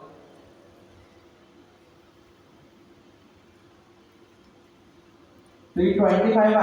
25 क्यों आया? क्योंकि इस a के बाद रिकॉर्ड है कि a के बाद आगे जो ये फंक्शन है, ये फंक्शन रन हुआ, चला, चलने के बाद इसको टर्मिनेट करा। जिस स्टेट को मैं टर्मिनेट कर रहा वो डेटा इसके पास इसके स्टेट में मौजूद है, तो वो डेटा किसको मिल गया? किसको मिल गया वो डेटा? a को मिल गया। जब a को हमने प्रिंट करवाया तो हमारे पास क्या आ गया? 25। इसको आसानी के लिए हमने जैसे कॉमा लगा के ना, ये जैसे ये देखने के लिए कि ये वाला प्रिंट हो रहा है, दूसरा कुछ नहीं पड़ रहा, पता लग गया हाँ 25 जो ये वाला प्रिंट है। 8 को लिख के पहचान के लिखने से ज्यादा प्रिंट हो जाते हैं, ठीक ना? तो इसकी मदद से हम आसानी होती है। यहाँ पर कोई सवाल? अब थोड़ा स्पीड अप देखिए, वो तो बनाएंगे ना, बनाएंगे। ऑप्शनल पैरामीटर ना आप यहीं पे इक्वल टू देके बना सकते हैं, वो आप देखेंगे कैसे करेंगे। तो अभी यहाँ पर कोई सवाल? ठीक है, आगे बढ़ते हैं। अभी जो हमने पोजीशन आर्गुमेंट देखा है, इसके साथ साथ एक और कॉन्सेप्ट है जो बड़ा डिटेल में भी पढ़ भी चुके हैं, उसका नाम है कीवर्ड आर्गुमेंट। मतलब आर्गुमेंट दो तरीके से बताए जा सकते हैं, एक उसकी पोजीशन को बढ़ के पोजीशन 1, पोजीशन 2 या जो पोजीशन आपको डिफाइन करनी है। दूसरा जो उसकी एक्चुअल की है, जो उसका एक्चुअल पैरामीटर है, उसके नाम से भी बताया जा सकता है। हर बार हम पोजीशन पे भरोसा ना करें, समटाइम हम डायरेक्ट कीवर्ड भी बता सकते हैं। सपोज करें मुझे y में भेजना था 20 और x में भेजना था 5, तो मैंने डायरेक्ट लिखा y equals to 20 and x equal to 5। जैसे मैंने ये रन करा, इसको इस केस को बोलते हैं कीवर्ड आर्गुमेंट। मतलब कीवर्ड्स की मदद से मैंने डायरेक्ट बता दिया कि कौन सा पैरामीटर की कौन सी वैल्यू होगी। 1/2 के मैं यहां पर पोजीशन की थ्रू डेटा डिफाइन कर डेटा प्रोवाइड कर। तो अब y के पास 20 है, x के पास 5 है, तो फंक्शन प्रोवाइड करा जाता है, तो हमें पता लग जाता है ऊपर वाले प्रिंट से कि y की वैल्यू इसको 5 करिए, और सॉरी x की वैल्यू 5 करिए और y की वैल्यू 20 करिए। तो इस तरीके से यहाँ पर 25 डेटा आ गया। अब जब हम कीवर्ड आर्गुमेंट देते हैं तो दायरे हम कीवर्ड का नाम भी बता देते हैं। यहाँ पर पोजीशन का कोई सॉर्टिंग फिक्स नहीं है, अपनी मर्जी की सॉर्टिंग कर सकते हैं। हमारी मर्जी हम पहले y की वैल्यू से बात करें, क्योंकि यहाँ पर हम प्रॉपर डिफाइन कर रहे हैं x की वैल्यू ये है, y की वैल्यू ये है। तो पोजीशन में यहाँ पर कोई फंक्शन नहीं है, पोजीशन आप चेंज कर सकते हैं, क्योंकि डायरेक्ट आप कीवर्ड दे दिए तो क्या फायदा पोजीशन देने में। यहाँ पर तो कोई सवाल? आगे बढ़ो। अभी रिक्वायरमेंट आई कि हमारे पास दो तरीके की डेटा टाइप होती है। एक होता है लिस्ट, लिस्ट के साथ ही टपल का भी टाइप होती है। टपल का भी हम पढ़ा हुआ है हमने, अभी इसको बात नहीं कर रहे। लिस्ट बोल दिया, टपल भी अभी हम आसान तौर पर लिखेंगे, होता है लिस्ट। ये जो मैंने लिखा हुआ है लिस्ट है, लिस्ट ऑफ इंटीजर, मतलब एक लिस्ट जिसमें इंटीजर रखते हैं। दूसरा हमने पढ़ा था डिक्शनरी। डिक्शनरी क्या होती है? कर्ली ब्रैकेट के अंदर की वैल्यूज आती हैं, तो कर्ली ब्रैकेट में की वैल्यूज आती हैं वो डिक्शनरी, और इंडेक्स ब्रैकेट के अंदर जो डायरेक्ट पोजीशंस आती हैं, डायरेक्ट हम ये कह सकते हैं वैल्यूज आती हैं, वो की लिस्ट। दो तरीके के हमारे पास डेटा होता है। अब सवाल ये आता है तो फंक्शन को जब हम पैरामीटर का आर्गुमेंट पास कर रहे हैं तो वहां पर हम लिस्ट से डेटा कैसे निकाल के भेजें, या डिक्शनरी से डेटा कैसे निकाल के भेजें? पहले सिंपल लिस्ट बनाई जिसके अंदर वैल्यू लिखी 1 and 2, 1 and 2 उसके अंदर वैल्यू लिखी, लिस्ट बनाई, हमने डिसीजन ले लिया इस बार हम प्रिंट करवाएंगे इस लिस्ट के अंदर का सारा डेटा।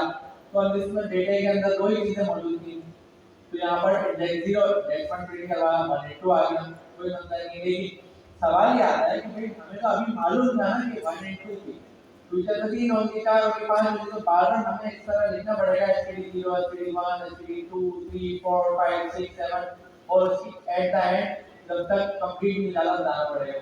तो हमारे पास एक ऑप्शन आया कि आप इस तरीके से स्टेरिक बनाकर भी रेस्ट वैल्यूज प्रोवाइड कर सकते हो। स्टेरिक क्या करेगा, इसको ओपन कर देगा, इसके अंदर जितना डेटा है उस सबको ओपन करके प्रोवाइड कर देगा। तो अगर मैं यहाँ खाली एसटीडी लिख के एंटर करता हूँ तो ये लिस्ट शो करता, लेकिन जब मैंने यहाँ पर स्टेरिक लिख के इस साइड जब मैंने स्टेरिक लिख के एसटीडी करा तो उसने उस लिस्ट के अंदर का डेटा अलग से बता दिया 1 2। अगर फ्यूचर में 3 आ गया तो 3 भी बता देगा, लेकिन यहाँ पर 3 आ गया तो 3 भी बता दिया, फ्यूचर में 4 आ गया तो भी बता दिया। तो इस तरह ये डेटा हमें बताता जाएगा, लेकिन हमें स्टेरिक का फायदा नहीं है। अब हम एक डिसीजन लेते हैं और डिसीजन को लेते हुए हम ये सोचते हैं क्यों ना हमारे फंक्शन की कॉलिंग करते वक्त हम इसी अंदाज में डेटा प्रोवाइड करें, मतलब एक लिस्ट हो, उस लिस्ट के बाद 2 पोजीशन हो, जैसे कि इंडेक्स 1 इंडेक्स 2, और उन दोनों इंडेक्स को हम फंक्शन के आर्गुमेंट के तौर पर बता दें और इस स्टेरिक का फायदा उठाएं, जिसको हम फंक्शन आर्गुमेंट में आर्बिट्रेरी फंक्शन आर्गुमेंट बोलेंगे। नीचे आते हैं, इसी तरीके की एक एक्टिविटी करने की कोशिश करते हैं। एक फंक्शन है इसका नाम ऐड है, उसमें 2 पैरामीटर है x integer and y integer और उसकी रिटर्न टाइप इंटीजर। प्रिंट के बाद है x की वैल्यू जो भी आएगी वाली की, y की वैल्यू जो भी वाली की पैरामीटर के अकॉर्डिंग उन दोनों वैल्यू को प्लस के बाद है रिटर्न के बाद है। फिर एक डिसीजन लेते हैं क्यों ना एक लिस्ट बनाई जाए इंटीजर की और उस लिस्ट में वो वैल्यूज बता दी जाए जो थोड़ी देर बाद में फंक्शन को बता दी होगी। तो फंक्शन को हमने यहाँ कॉल करा, अब हमारे 2 ऑप्शन थे, एक ऑप्शन था इसका std0 std1। इस तरीके से ये बिल्कुल परफेक्टली मैच करेगा क्योंकि लिस्ट से एक्चुअली डेटा और क्या आ रहा है, डेटा में यहाँ पर हार्ड दूं या लिस्ट से मंगवा लूं, बात यही है। तो std0 जब हमने दिया तो इसका मतलब 1 चली गया और 1 जब x के पास गया तो 1 रिटर्न के पास आ गया। इस तरीके से std1 के अंदर जब मैंने देखा तो लिस्ट से 2 उठ के चली गया और लिस्ट y के पास ऊपर पैरामीटर के पास गया, y के पास तो प्लस हो गया, तो 1 + 2 3 होगा और नीचे हमारे आंसर क्या आ गया। लेकिन इसके साथ साथ हमने एक लॉजिक पढ़ी थी, उस लॉजिक में ये था कि हमें अलग से डिफाइन करने के बजाय यहाँ पर डायरेक्ट स्टेरिक की मदद से भी आप बता सकते हो और उसका काम भी होगा, वो ओपन करके भेजेंगे। ये ट्राई करते हैं 1 * 2 8 से देखें बिल्कुल वही हुआ, 1 * 2 + अभी 3 आ गया। इन केस हमारी लिस्ट में एक से ज्यादा नंबर आए, अभी 1 तक 2 तक 3 भी आ गए, तो क्या ये एरर आएगा? यस और नो? एरर आना चाहिए क्योंकि मेरे फंक्शन के पास फिलहाल 2 ही पैरामीटर हैं जो उसको रिक्वायर्ड है, जो चाहिए उसको, उसकी जरूरी है उसके लिए। लेकिन यहाँ पर मैं अपनी एक शॉर्टकट यूज करने की वजह से 3 भेज रहा हूँ। शॉर्टकट क्यों? क्योंकि मेरे पास यहाँ पर 3 है और यहाँ पर मुझे एक ही करके भेजना चाहिए, लेकिन मैंने स्टाइलिंग का फायदा उठाया और एक साथ सब भेज दिया, तो 3 थे, तो उससे मुझे बंदे ने क्या दे दिया, एक एरर दे दिया, टाइप एरर, कि आप गलत टाइप का डेटा दे रहे हो, तो उसको 2 चाहिए, सब या 3 दे। तो इसका मतलब थोड़ा सा ख्याल रखना होगा कि अंदाज में कि डेटा वही रहना चाहिए। इससे एक स्टेप आगे बढ़ते हैं, एक स्टेप आगे बढ़ने के लिए हम ये करते हैं, एक काम करते हैं, कोई ऐसा तरीका हमारे पास है, कोई ऐसा तरीका हमारे पास है जिस तरीके से फंक्शन को डेटा भेजते वक्त हमने स्टेरिक का यूज करा, हमें मालूम है ना एक डेटा हो जाएगा, 2 हो जाएंगे, 3 हो जाएंगे, अनलिमिटेड जितना लिस्ट में रखा हुआ सब चले जाएगा। उसी तरीके से क्या हम यहाँ पैरामीटर का नाम बताते वक्त भी ऐसा कुछ कर सकते हैं कि हम नहीं चाह रहे कि एक आर्गुमेंट एक पैरामीटर के लिए, हम चाह रहे हैं ऐसा पैरामीटर बने जिसमें लगातार आर्गुमेंट आके के, मतलब वो पैरामीटर एक लिस्ट बन जाए। बिल्कुल हो सकता है यहाँ पर मैं पैरामीटर बना दूं, उस पैरामीटर के नाम में कुछ भी रख सकता हूं, लेकिन मैंने एक बेस्ट प्रैक्टिस यूज करते हुए ARTS के आर्गुमेंट्स रख लिए। ठीक है, कुछ भी रख सकते हैं, तो मैंने ये रखा, लेकिन इसके शुरू में मैंने स्टेरिक लगा दी। तो स्टेरिक मैंने इसलिए लगाया, मुझे पता है अब इसके अंदर जो भी डेटा आएगा वो एक लिस्ट की सूरत में आएगा और इसकी मदद से हमने अपने पैरामीटर को भी इंडिविजुअल डेटा टाइप से हटाकर लिस्ट की डेटा टाइप पर लिखा, सिर्फ स्टेरिक में। अब हम देखते हैं, पहले इसको रिटर्न को हटाते हैं, पहले सिंपल देखते हैं इसमें आ क्या है, बाकी चीजें हटाते हैं। देखें तो कि आर्गुमेंट में एक्चुअली आ क्या है। यहाँ पर हमने क्या करा, लिस्ट थी जिसमें 1 * 2 था और वो std के नाम से एक वेरिएबल के थ्रू स्टोर हो गई थी, यहाँ पर ऐड का फंक्शन कॉल करा और एसटीडी को सेंड कर दिया। साथ साथ फंक्शन बनाते वक्त आर्गुमेंट हमने इंडिविजुअल वैल्यूज का बताने के बजाय आर्गुमेंट के साथ स्टेरिंग लगाते हैं, हमें बताइए कि डेटा लिस्ट में आएगा और मतलब टपल में आएगा।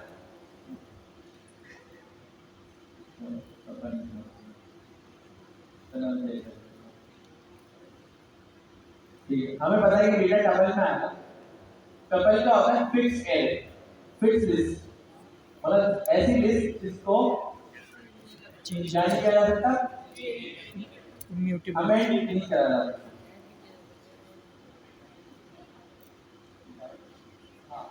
अच्छा, इसकी टाइम इंटीजर होगी क्योंकि वो तो अलग अलग से आ रहा है ना, इंटीजर बेसिस पर आ रहा है, हम इसको टोटल काउंट कर रहे हैं। अभी जिस तरीके से हमारा पाकिस्तान कॉन्स्टिट्यूशन अमेंड हो रहा है ना, उसको भी डबल में रखने लगेगा।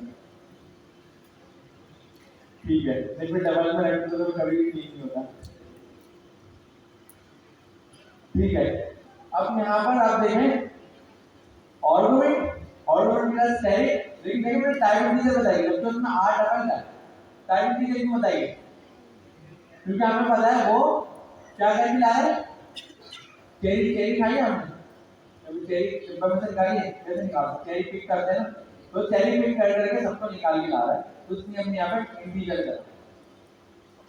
अब इस केस को हम पोजीशन आर्गुमेंट का स्ट्रक्चर दे रहे हैं, लेकिन यहाँ पर हम कहेंगे आर्बिट्रेरी पोजीशन आर्गुमेंट, मतलब हमने यहाँ पर आर्गुमेंट की अपनी मर्जी से लाता रहा। जब देखिए हम फ्री करो, एरर आया, यस और नो?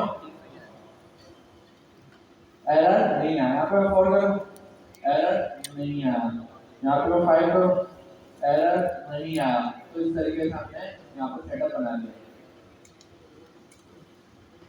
अच्छा देखिए, ये जो ऑप्शन है कि अनलिमिटेड पैरामीटर पास है, बहुत सारे फंक्शन तो आप लोगों ने ऑलरेडी इस्तेमाल किए हैं। माइक्रोसॉफ्ट एक्सेल कितने लोगों ने इस्तेमाल किया है? मैं हैंडल से अच्छी खासी क्वांटिटी है।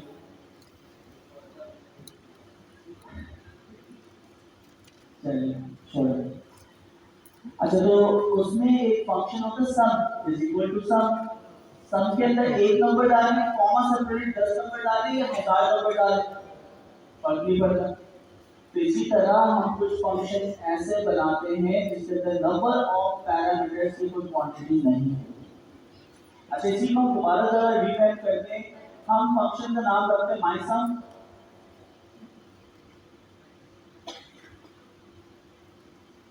और आज की जगह रखते हैं नंबर्स, मेरे बहुत सारे नंबर्स, और सीधा सीधा आपने इसको सम कर दिया।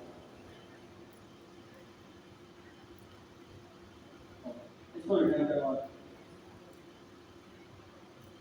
अच्छा, फंक्शन कॉल करते वक्त ये लिस्ट का टाइम और कॉमा से bracket at my sum call करें फंक्शन। अब आप यहाँ नोट करें कॉमा से ब्रैकेट वैल्यूशन, आप चाहे तो एक नंबर डालें, आप चाहे तो 1000 नंबर डालें, उन सबको सब करके आपको रिटर्न कर देगा। बस फंक्शन को चला दें। आंसर क्या आ रहा है? 50। तो आपने जितने भी नंबर्स डाले अनलिमिटेड पोजिशनल आर्ग्यूमेंट्स उन सब की वैल्यू के साथ कर सकते हैं। अच्छा, आप चेक करना चाह रहे हैं कि अंदर क्या वैल्यू आती है, तो जो नम्स का वेरिएबल है उसको प्रिंट भी करवाना है, उसको टाइप भी चेक करेंगे टोटल स्पेस।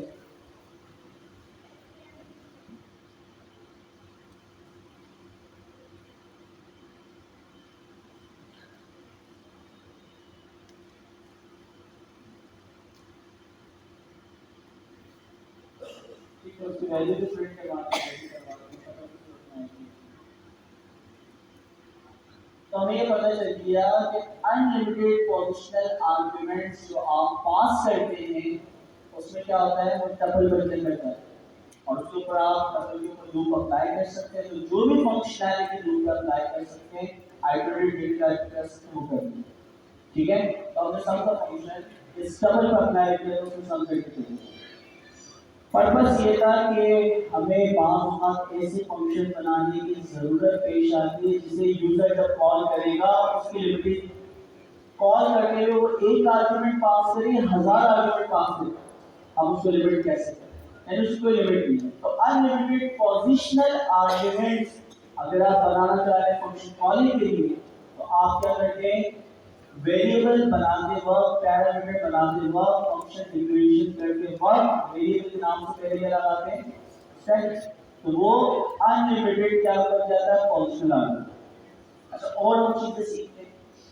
इसी तरह आप डिक्शनरी भी इस तरह करवा सकते हैं कि अनलिमिटेड कीवर्ड आर्गुमेंट। एक फंक्शन हम बनाते हैं माय इन्फो, फंक्शन का नाम माय इन्फो। अच्छा, डबल स्टैटिक कर दी और वेरिएबल का नाम, ठीक है। आगे से टाइप जो होगी वो आपके पास क्या है, कीवर्ड आर्गुमेंट। अच्छा, मैं इसको फोल्डर के टाइप नाम इंटीजर डाल दें। अच्छा, और ये रिटर्न आपको क्या करेंगे, रिटर्न अभी नहीं करेंगे, एंटर। बाकी टाइप आ गए, उसकी वैल्यू प्रिंट करवाना चाहे वो करवा सकते हैं, सिर्फ इसको प्रिंट करवा, प्रिंट करवा, प्रिंट इनको। अच्छा, अब कीवर्ड आर्गुमेंट देखिए, इसके अंदर जैसे वेरिएबल a था, x था, y था, z था, इसमें कुछ भी नहीं। आप अपनी मर्जी से जो भी कीवर्ड आर्गुमेंट पास करना चाहें वो कर सकते हैं। तो name is equal to Amin, education आपने ग्रेजुएशन में ग्रेजुएट, और इस तरह करते हुए अनलिमिटेड कीवर्ड आर्गुमेंट आप डालना चाहें वो डाल सकते हैं। तो इस कोड को हम जैसे चलाते हैं दोस्तों, ये फंक्शन जो है आप कीवर्ड आर्गुमेंट दे रहे हैं, फंक्शन के अंदर वो चीज जो रिटर्न हो रही है, हमें हासिल हो रही है, वो किसमें होगी, डिक्शनरी में। आगे जाके जब आप पढ़ेंगे लाइक जिमनाई या फिर ओपन एआई, जो आपके चैट जीपीटी आप पढ़ लोगे, तो उनकी एपीआई जो एलएलएम्स हैं, उनकी कॉन्फ़िगरेशन, उनके मॉडल की कीवर्ड अलग अलग होती है। तो उसके अंदर लिमिट ही नहीं। आपकी जो की जैसे एजुकेशन है, नेम है, फादर नेम, कुछ भी की हो सकती है। इसी तरह हर एलएलएम की मुख्तलिफ कीज वैल्यूज होती है। तो हमें बार बार जरूरत पेश आती है कि यूजर अपनी मर्जी से कीवर्ड आर्गुमेंट जितने डालना चाहे अनलिमिटेड वो डाल सकते हैं। अच्छा, एक और हम फंक्शन बनाते हैं जो कि हम कहते हैं ऑप्शनल पैरामीटर। तो एक ऑप्शनल पैरामीटर का दो वेरिएबल लेकर हम बनाते हैं, एक्स और वाई के ऊपर, और उसको ऑप्शनल पैरामीटर बनाते हैं, आईसी को बनाते हैं, वाई को ऑप्शनल।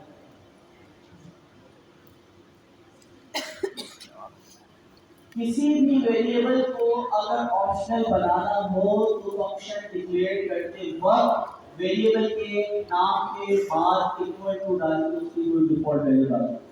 जैसे हमने क्या डाल दी, किसी, इसका मतलब है कि अगर कोई एक पैरामीटर पास करता है लाइक 5, उसको चलाते हैं तो क्या होगा दोस्तों, 5 एक्स में चली, लेकिन y में डिफॉल्ट वैल्यू क्या है, 0। लेकिन अगर हम इसकी वैल्यू चेंज कर दें y की फंक्शनल आर्गुमेंट के ऊपर, तो कॉल करते वक्त एक और पैरामीटर पास अगर हम करते हैं तो वो क्या हो गया, ओवरराइड। तो ऑप्शनल पैरामीटर, ऑप्शनल पैरामीटर अगर आप डालें तो उसके मुताबिक कैलकुलेशन हो जाएगी, नहीं डालते तो बाय डिफॉल्ट 0 कंसीडर किया जाएगा।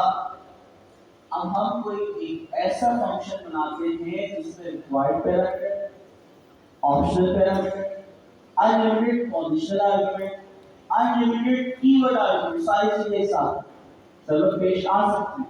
तो एक फंक्शन हम बनाते, कोई भी फंक्शन का नाम हम रखते हैं, ओके। अच्छा, ये जो टाइप है ना, टाइप में डिफाइन करेंगे तो कोड बहुत ज्यादा लंबा लिखेगा। तो पीआईसी में जैसा आपने बताया एक्स और वाई, ठीक है, एक्स और वाई वेरिएबल हम बनाते हैं, नन टाइप करते हैं, एक्स और वाई रिक्वायर्ड, z जो है वो बाय डिफॉल्ट वैल्यू से 20 कर, ठीक है। उसके बाद नम्स होंगे अनलिमिटेड,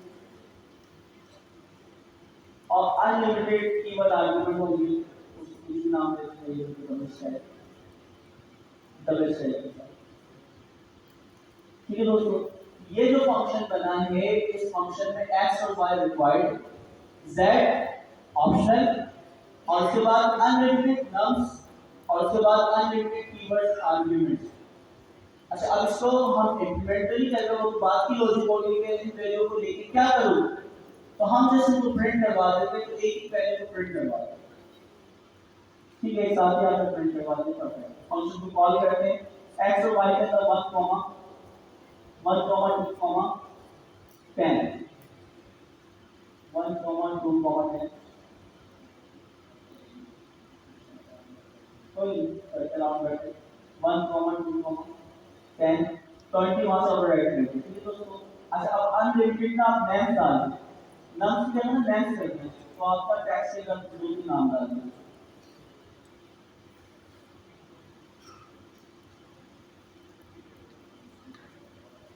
ठीक है, ये दो चीजें डाल दें। अच्छा फिर आप कीवर्ड आर्गुमेंट डाल दें।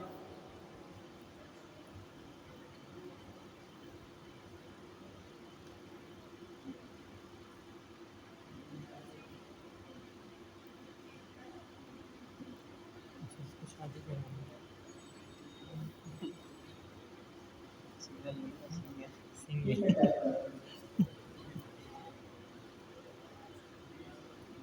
अच्छा ये जो फंक्शन बनाया है ये एक ऐसा फंक्शन है जिसके अंदर required parameter, optional parameter, positional argument unlimited, keyword argument unlimited आप पास कर सकते हैं। अब ऐसे फंक्शन आगे जाके जब हम एडवांस फंक्शनैलिटी बनाएंगे उस वक्त जरूरत पेश है।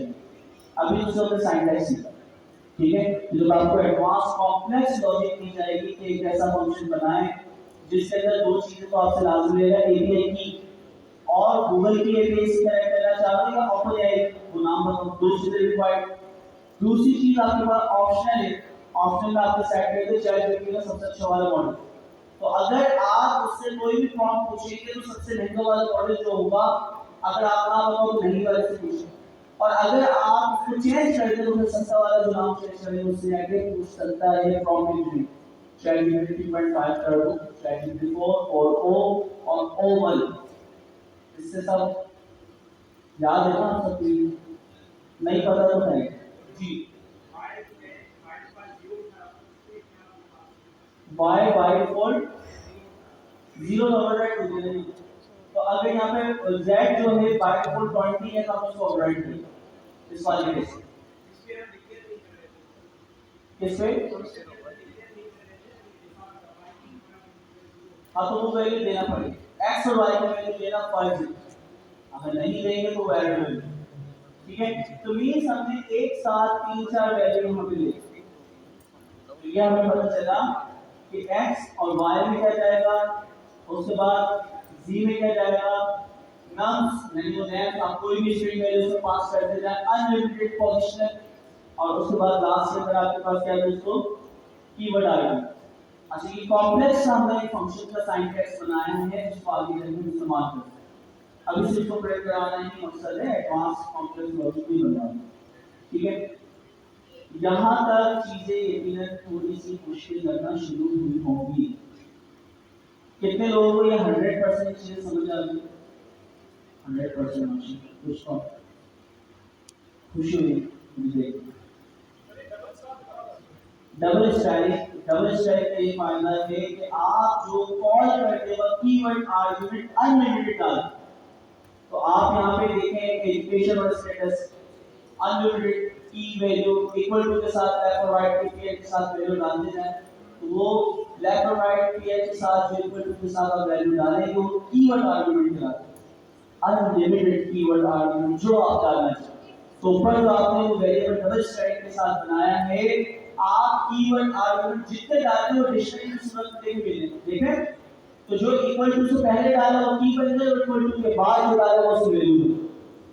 तो आपको ये फायदा होता है डबल स्टैटिक फंक्शन इंक्लूड करते वक्त अगर वेरिएबल के नाम से पहले लगा दें। अब इसके बहुत सारे यूज केस हैं और आज हम देखेंगे।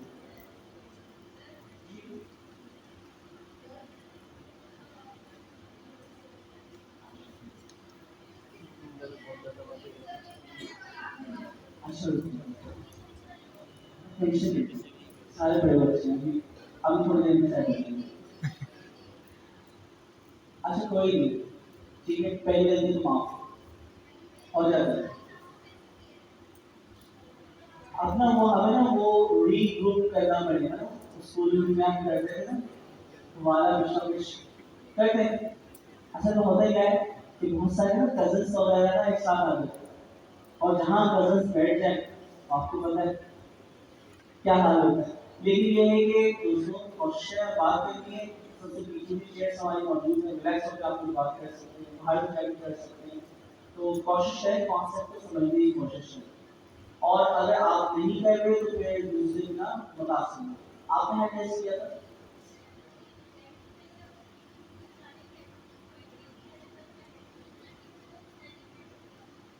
फिर कीवर्ड आर्गुमेंट पास करते हैं, ठीक है? तो शुरू में कीवर्ड आर्गुमेंट पास करते हैं, वो ओवरराइड होते हैं, एग्जैक्ट वैल्यू पास करिए, सारी वैल्यू आप कीवर्ड आर्गुमेंट पास करते हैं, ठीक है? तो कुछ ना कुछ इसका जुगाड़ आपको करना पड़ेगा, प्रैक्टिस करना पड़ेगा। अच्छा, अब दोस्तों यहाँ तक अगर चीजें क्लियर है तो हम थोड़ा सा एडवांस लेवल पे बढ़े। अभी एडवांस नहीं, अभी तो बहुत बिगिनर्स लेवल पर मिले। जी सिंगल स्टार लगाने का क्या मतलब है? जो ऊपर गया है ना, जी 100% ये पूरा ये रिटर्न हो भी जाएगा। आप बता सकते हैं। सिंगल स्टाइल पोजीशन अनलिमिटेड, ये तो उन्होंने बता दिया। Double style keyword argument unlimited. तो आप ये करें। के आर्गुमेंट के सही बात किया। डबल स्टार ये बताने के नाम अच्छा तो दोस्तों हमने रिटर्न और नॉन रिटर्न फंक्शन दोनों बनाना से सीखा। अलग से किया होगा। हमने फंक्शन कॉल करते वक्त पोजीशन आर्गुमेंट पास करना भी सीख लिए, अनलिमिटेड आर्गुमेंट पास करना भी सीख लिए, और कीवर्ड आर्गुमेंट भी देखे।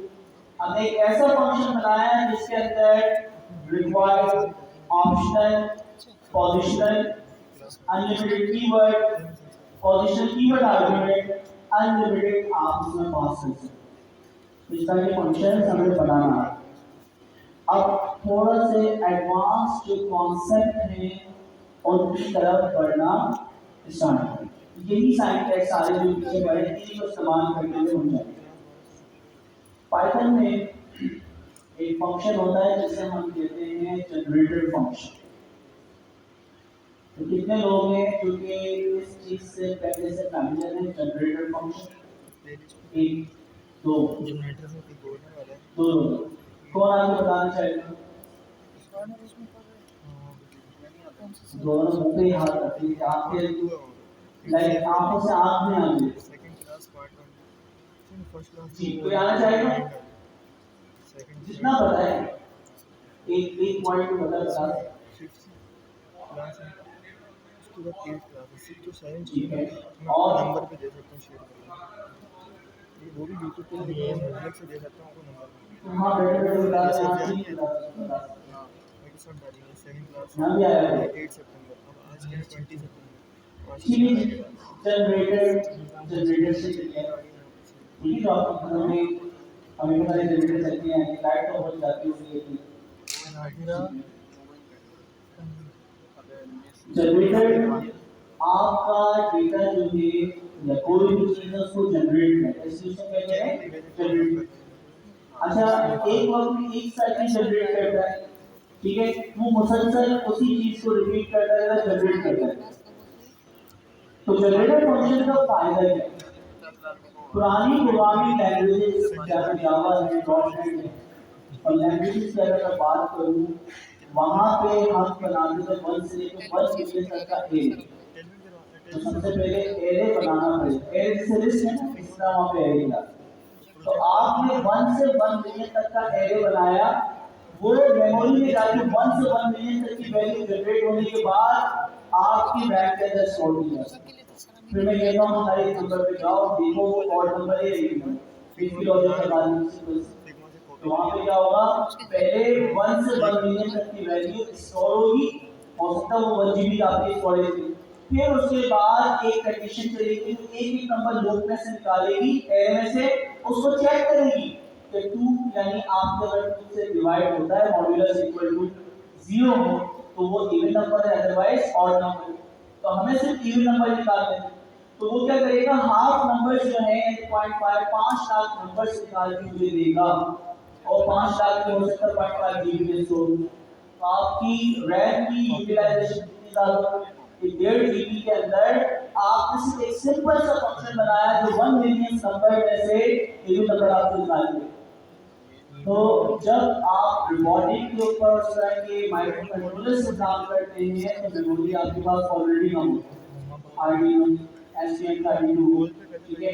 अगर इस तरह के हम माइक्रो कंट्रोलर से इस्तेमाल करते हैं रोस्ट जब हम इस्तेमाल करेंगे रिकॉर्डिंग के लिए, तो वहाँ पे दोस्तों मेमोरी की जो यूटिलाइजेशन होती है, आपके पास अवेलेबल रैम या आपके पास जो भी हार्ड डिस्क मेमोरी है वो बहुत कम होगी। और अब आप 1 मिलियन नंबर जनरेट करवा कर उसमें स्टोर करना, फिर उसके ऊपर काम करें तो क्या होगा, बहुत ज्यादा देर के लिए रैम आपकी जाया होगी। उस चीज से बचने के लिए जनरेटर फंक्शन बनाना। जनरेटर फंक्शन क्या कर रहा है, एक नंबर जनरेट करवाएगा, उसको हाथों हाथ चेक करेंगे जो 2 से डिवाइड होता है। अगर वो 2 से डिवाइड होता है और मॉड्यूलर 0 आता है, इसका मतलब इवन नंबर है, उसको निकाल के रखें, तो वही नंबर आपके पास रहते हैं 1 को चेक किया। अगर वो 2 से मॉड्यूलर नहीं आ रहा, नेक्स्ट पे बढ़ जाएगा 2 से नहीं आ रहा 3, तो हाथों हाथ नंबर जनरेट होता जा रहा है, उसको चेक किया जा रहा है और मेमोरी में सेव करते जा रहे। वो काम जो कि 1.5 GB में होता है और जनरेटर की मदद से वही काम 0.5 GB में हो जाए, क्योंकि आपके 5 लाख रुपए को स्टोर करने के लिए 0.5 GB तो लास्ट में आपको चाहिए एग्जाम्पल के तौर पे, तो वो काम जो कि 1.5 GB में होता वो 0.5 GB में हो जाए। तो जनरेटर फंक्शन ने हमें बहुत फायदे, और इसी की बदौलत जितना भी आपका हैवी डेटा जो आप प्रोसेसिंग करवा रहे हो बेस की सूरत में अपने लैपटॉप के ऊपर, वो इसी की बदौलत मुमकिन है।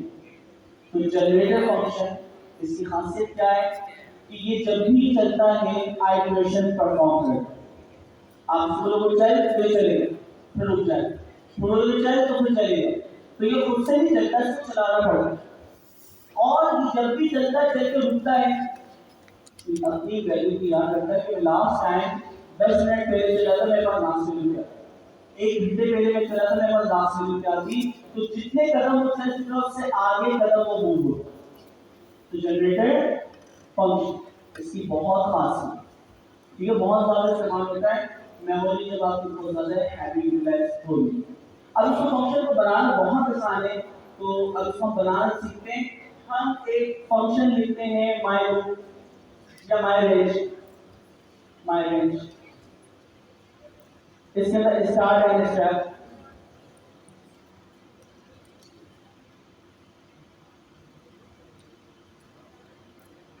सारे डिटेल्स।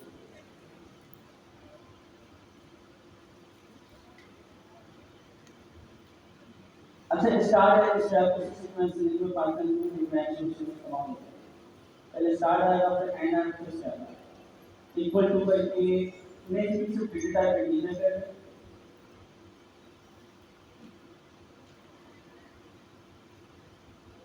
ठीक।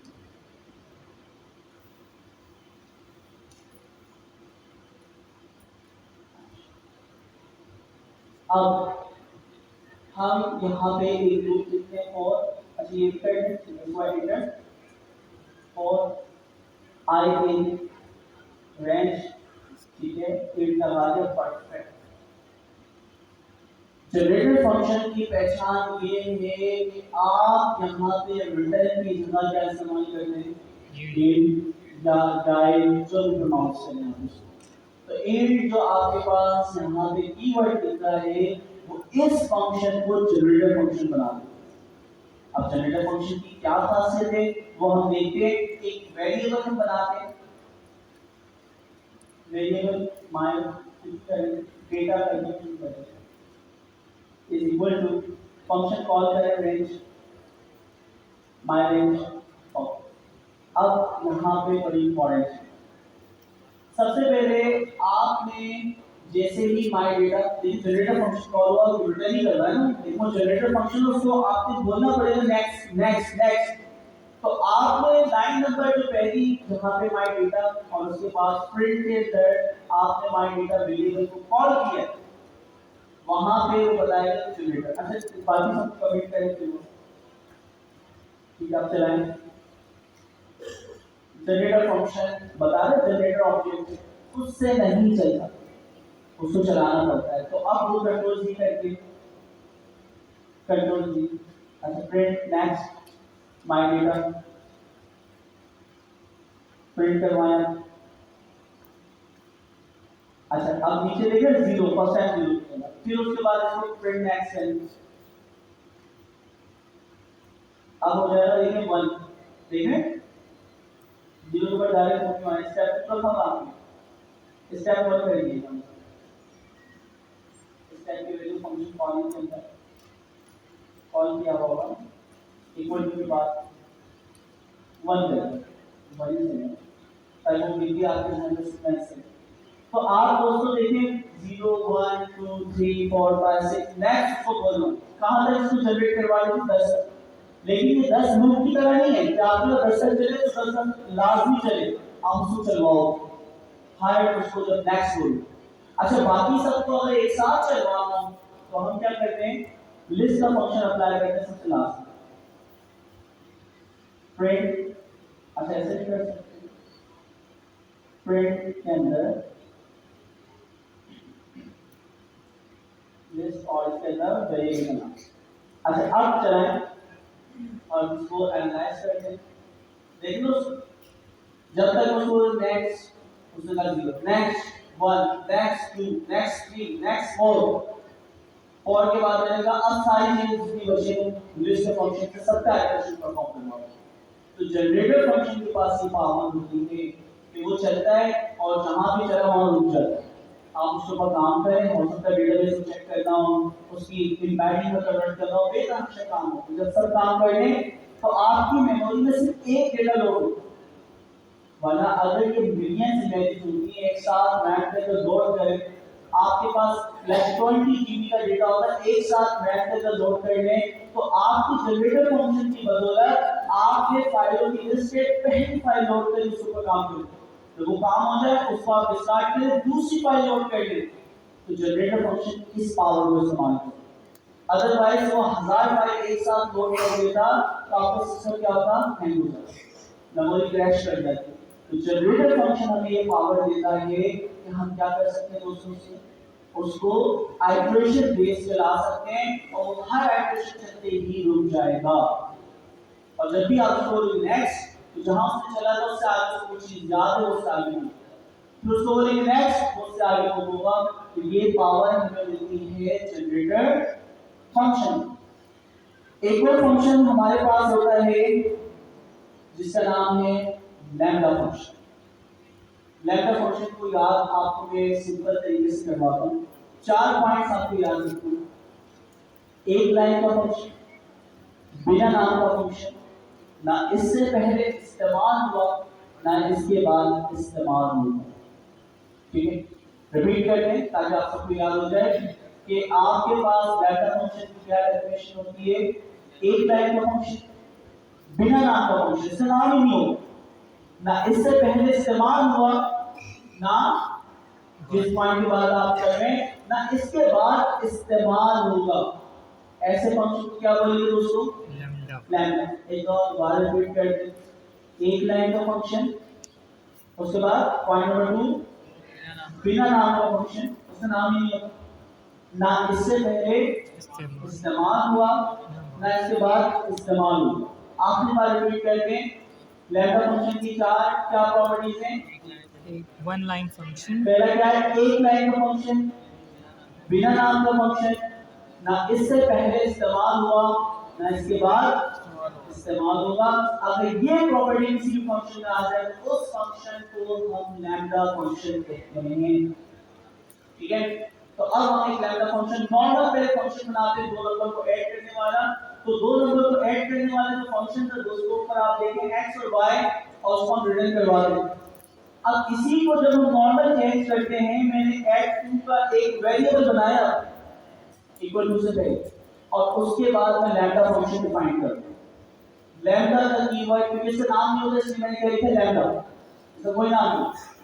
फिर सबसे पहले जो फंक्शन की डिक्लेरेशन होती थी क्योंकि नाम तो शामिल नहीं है, उससे पैरामीटर शामिल, तो आपने कहा x, y जो ऊपर वाला पार्ट है कहां पे जो हमने उठाया कि यहां से उठाया, ठीक है, इसे यहां से कॉपी करिए, कॉपी करके यहां पेस्ट कर ये लैम्डा की फॉर्म बात, ठीक है। तो ये चीज यहां पे पेस्ट हुई।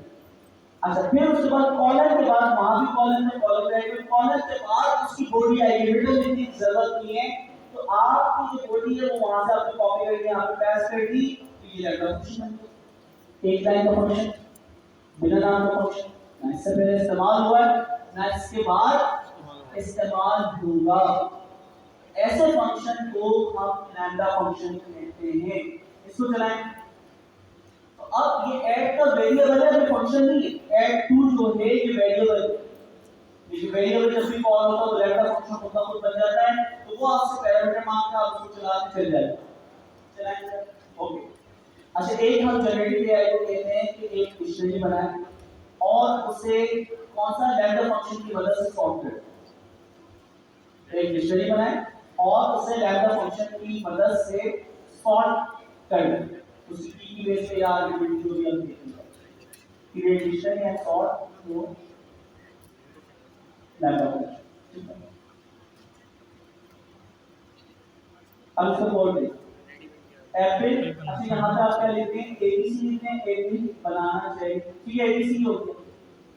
और आपके पास जो लिखते हैं 3 1 2 उसकी कोई सीक्वेंस नहीं। तो अब आपका लैम्डा फंक्शन देखें कहां पे अप्लाई होगा दोस्तों। e = lambda item. आपके पास क्या mydict.item तो टपल आया होगा। उस टपल के अंदर 0 इंडेक्स के ऊपर क्या होता है दोस्तों, e, और 1 इंडेक्स पे क्या होता है, वैल्यू। तो हमने यहाँ पे कहा कि जो भी आपके पास आइटम आया है लैम्डा फंक्शन में, उसके 1 इंडेक्स। तो 1 इंडेक्स पे नंबर है या आपकी स्ट्रिंग वैल्यू, कौन सी वैल्यू, 1 इंडेक्स।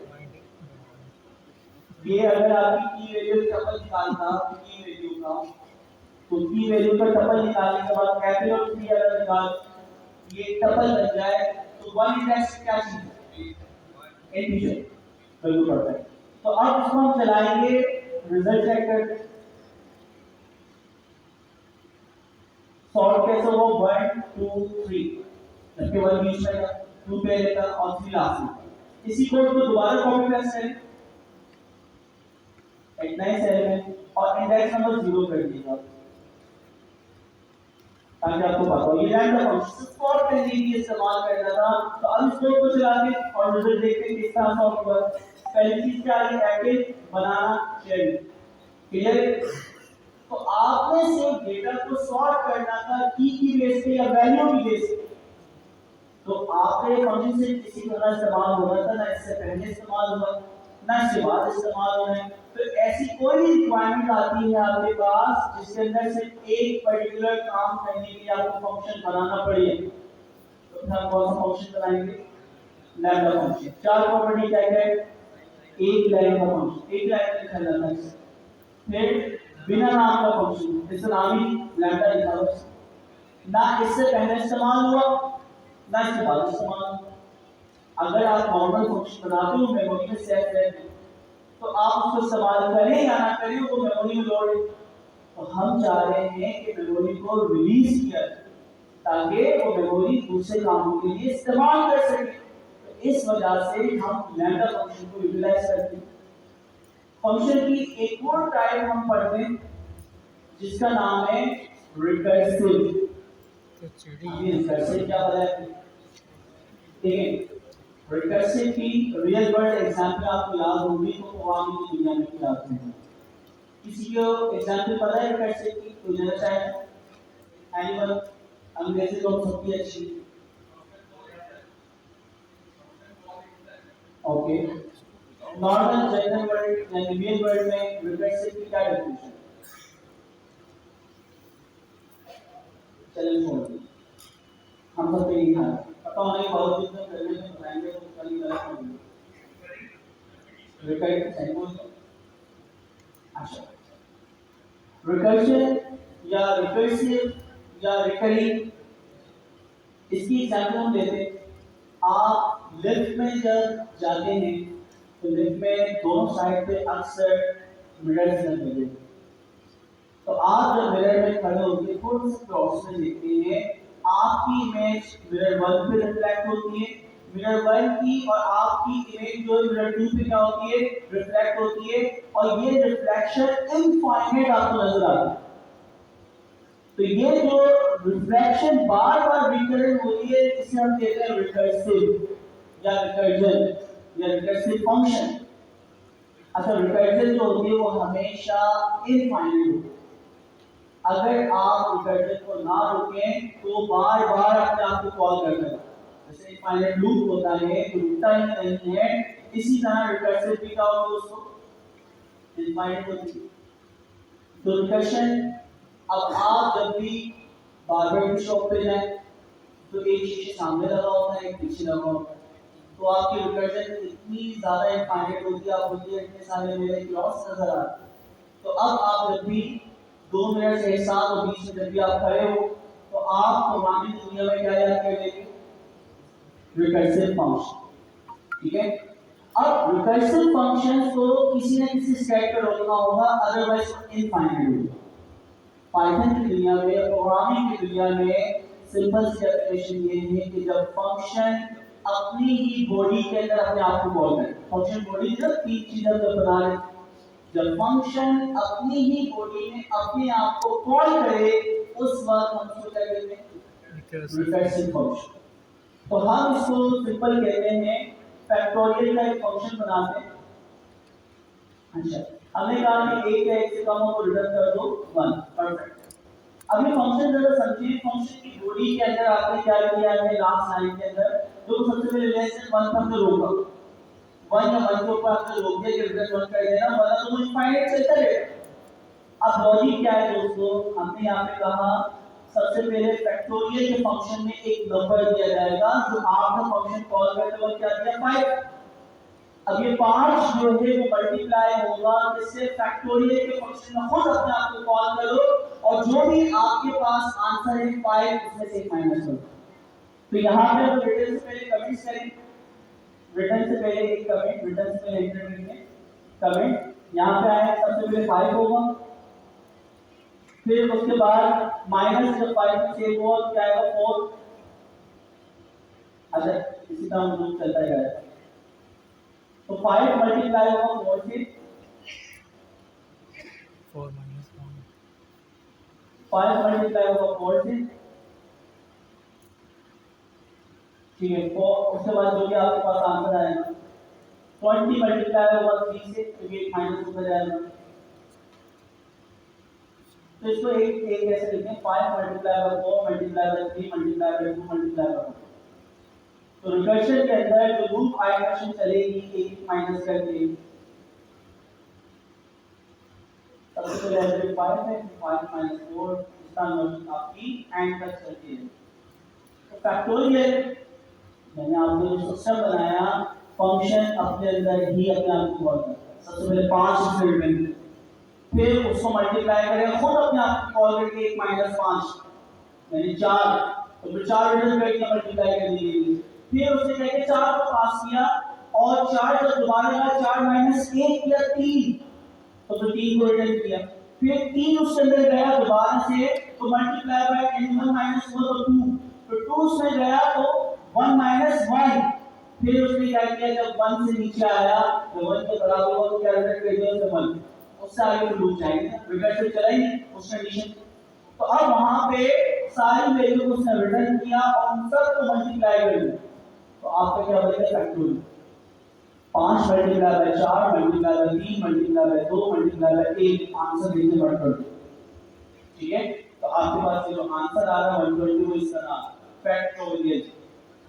ठीक है, अच्छा इसको एक कमेंट में एक और कमेंट करें इसकी related 5 multiply by 4 multiply by, ठीक है, तो बाहर फ्रैक्शन के ऊपर बार-बार वो अपने आप माइनस करते जा रहा है एंड नंबर, ये आपके पास एंड इक्वेशन है जो किसके बराबर है 120।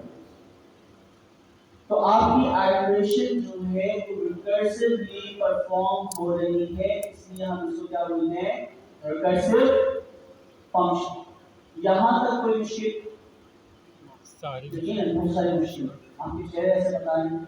अच्छा मैं रिपीट कर रियल वर्ड से मैपिंग करते हैं, प्रोग्रामिंग कोड कैसे लिखा है क्या लिखा वो मैटर नहीं करता, वो ऑलरेडी में है। हमारे लॉजिक का कॉन्सेप्ट का क्लियर होना बहुत जरूरी है।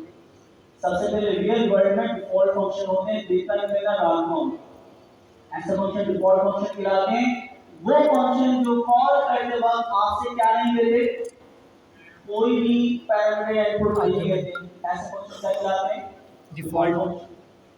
ऐसे फंक्शन जो कि आपसे इनपुट लिए बिना नहीं चलेंगे वो क्या कहलाते हैं, user defined real world example कौन सा फंक्शन है? आपकी अपनी शादी का फंक्शन, फिर किसी और की शादी का फंक्शन, आपकी अपनी शादी का फंक्शन जब भी परफॉर्म होगा, अब आप जब भी अपनी शादी के बारे में सोचेंगे तो आप सोचेंगे यहाँ पे क्या रिक्वायर्ड पैरामीटर, 7 पैरामीटर रिक्वायर्ड है, उसके बिना आपकी शादी नहीं हो सकती। ठीक है, तो वो पैरामीटर आप इससे मैप करें, उसके बिना फंक्शन चल ही नहीं सकता। जैसे बैंकिंग एप्लीकेशन में आप लॉगिन होते हैं, यूजर नेम पासवर्ड और उसके बाद ओटीपी आता है, जब जाके आप लॉगिन होते हैं। रिक्वायर्ड पैरामीटर, उसके बिना आप लॉगिन नहीं हो सकते, तो वो पैरामीटर लॉगिन का फंक्शन। ऑप्शनल पैरामीटर आपका वलीमा, शादी के खाने, एडिशनल जितनी चीजें ऐड कर रहे हैं, तो वो क्या है आपके optional parameter. Positional argument, position के बेस पे दिया। कीवर्ड आर्गुमेंट कि आप कोई भी चीज पहले आ जाए बाद में आ जाए, फर्क नहीं पड़ता। फिर उसके बाद क्या है आपके पास अनलिमिटेड पोजीशनल आर्गुमेंट। तो फंक्शन बनाते वक्त क्या करते हैं, वेरिएबल के नाम से पहले सिंगल स्टैटिक सिंगल स्टैटिक। और अगर हम अनलिमिटेड कीवर्ड आर्गुमेंट देना चाहें डबल स्टैटिक तो डबल स्टैटिक। अच्छा, फिर हमने देखा जनरेटर फंक्शन, वो क्या करता है, पहली आइटरेशन परफॉर्म करता है और रुक, तो जब तक मैं नहीं बोलूंगा नेक्स्ट वो नहीं चलेगा। तो उससे क्या होता है, जो भी आपकी पेजेस बिजनेस मेमोरी आपकी होती है, एक एक करके हम फाइल्स को लोड कर सकते हैं, उसको प्रोसेस कर सकते हैं। फिर हमारे पास जनरेटर फंक्शन के बाद था लैम्डा फंक्शन। टेम्पररी काम कोई करवाना हो, उसके लिए कोई फंक्शन बनाना हो, जैसे कि आपने डिक्शनरीज को आपको सॉर्ट करवानी थी, उसकी 4 प्रॉपर्टीज होंगी। क्या क्या? एक फंक्शन, बिना नाम का फंक्शन, ना इससे पहले यूज हुआ इस्तेमाल हुआ, ना इसके बाद यूज होगा इस्तेमाल हुआ। ऐसे फंक्शन को क्या बोलते हैं? Lambda function. लैम्डा। आखिर में देखा तो छोटी चीज देखी, आखिरी चीज जो देखी आपने रिकर्सिव फंक्शन। इतनी जैसा हम इतनी सारी चीजें पढ़ेंगे आपको लग रहा है कि बड़ी चीज। रिकर्सिव फंक्शन आप जब मिरर्स में आपकी रिफ्लेक्शन बार-बार देखते, लिफ्ट में या बार्बर शॉप पे आप जाते हैं या आप ब्यूटी पार्लर जाते हैं, जहां भी जाते हैं, ठीक है, तो आपके यहाँ डबल मिरर लगे हुए हैं और आप उसके दरमियान में खड़े होते हैं और आपकी इमेज रिफ्लेक्ट होती है। तो ये रिफ्लेक्शन जो इनफाइनाइट होती है, इसको हम रिकर्जन। तो रिकर्सिव या रिकर्जन या रिकर्सिव फंक्शन जो है सिर्फ ये इनफाइनाइट होता है। पाइथन की दुनिया में फंक्शन अपनी बॉडी में अपने आप को कॉल करने लग जाए, तो ऐसे फंक्शन को हम क्या करेंगे, रिकर्जन या रिकर्सिव फंक्शन। इतना सा तो पढ़ा क्या करते हैं, 5 चीजें बड़ी, ठीक है, लेकिन और रिपीट करिए तो कोड लिखने में ज्यादा मुश्किल लगता है, कॉन्सेप्ट से 4 से 5 मुश्किल ही है। रिपीट करिए। यहाँ तक चीजें करने के बाद फिर अब हम थोड़ा सा ब्रेक लेते हैं, आपको आवर होना होता है, तो फिर इसके बाद हम दूसरा टॉपिक स्टार्ट करेंगे। तो पहले आप लोग रिलैक्स हो जाए, 2 मिनट का ब्रेक है, बाहर जाने वाले ब्रेक नहीं मिला, रिलैक्स हो जाए, तो ये आगे बढ़ते हैं रूल्स के लिए। और उसके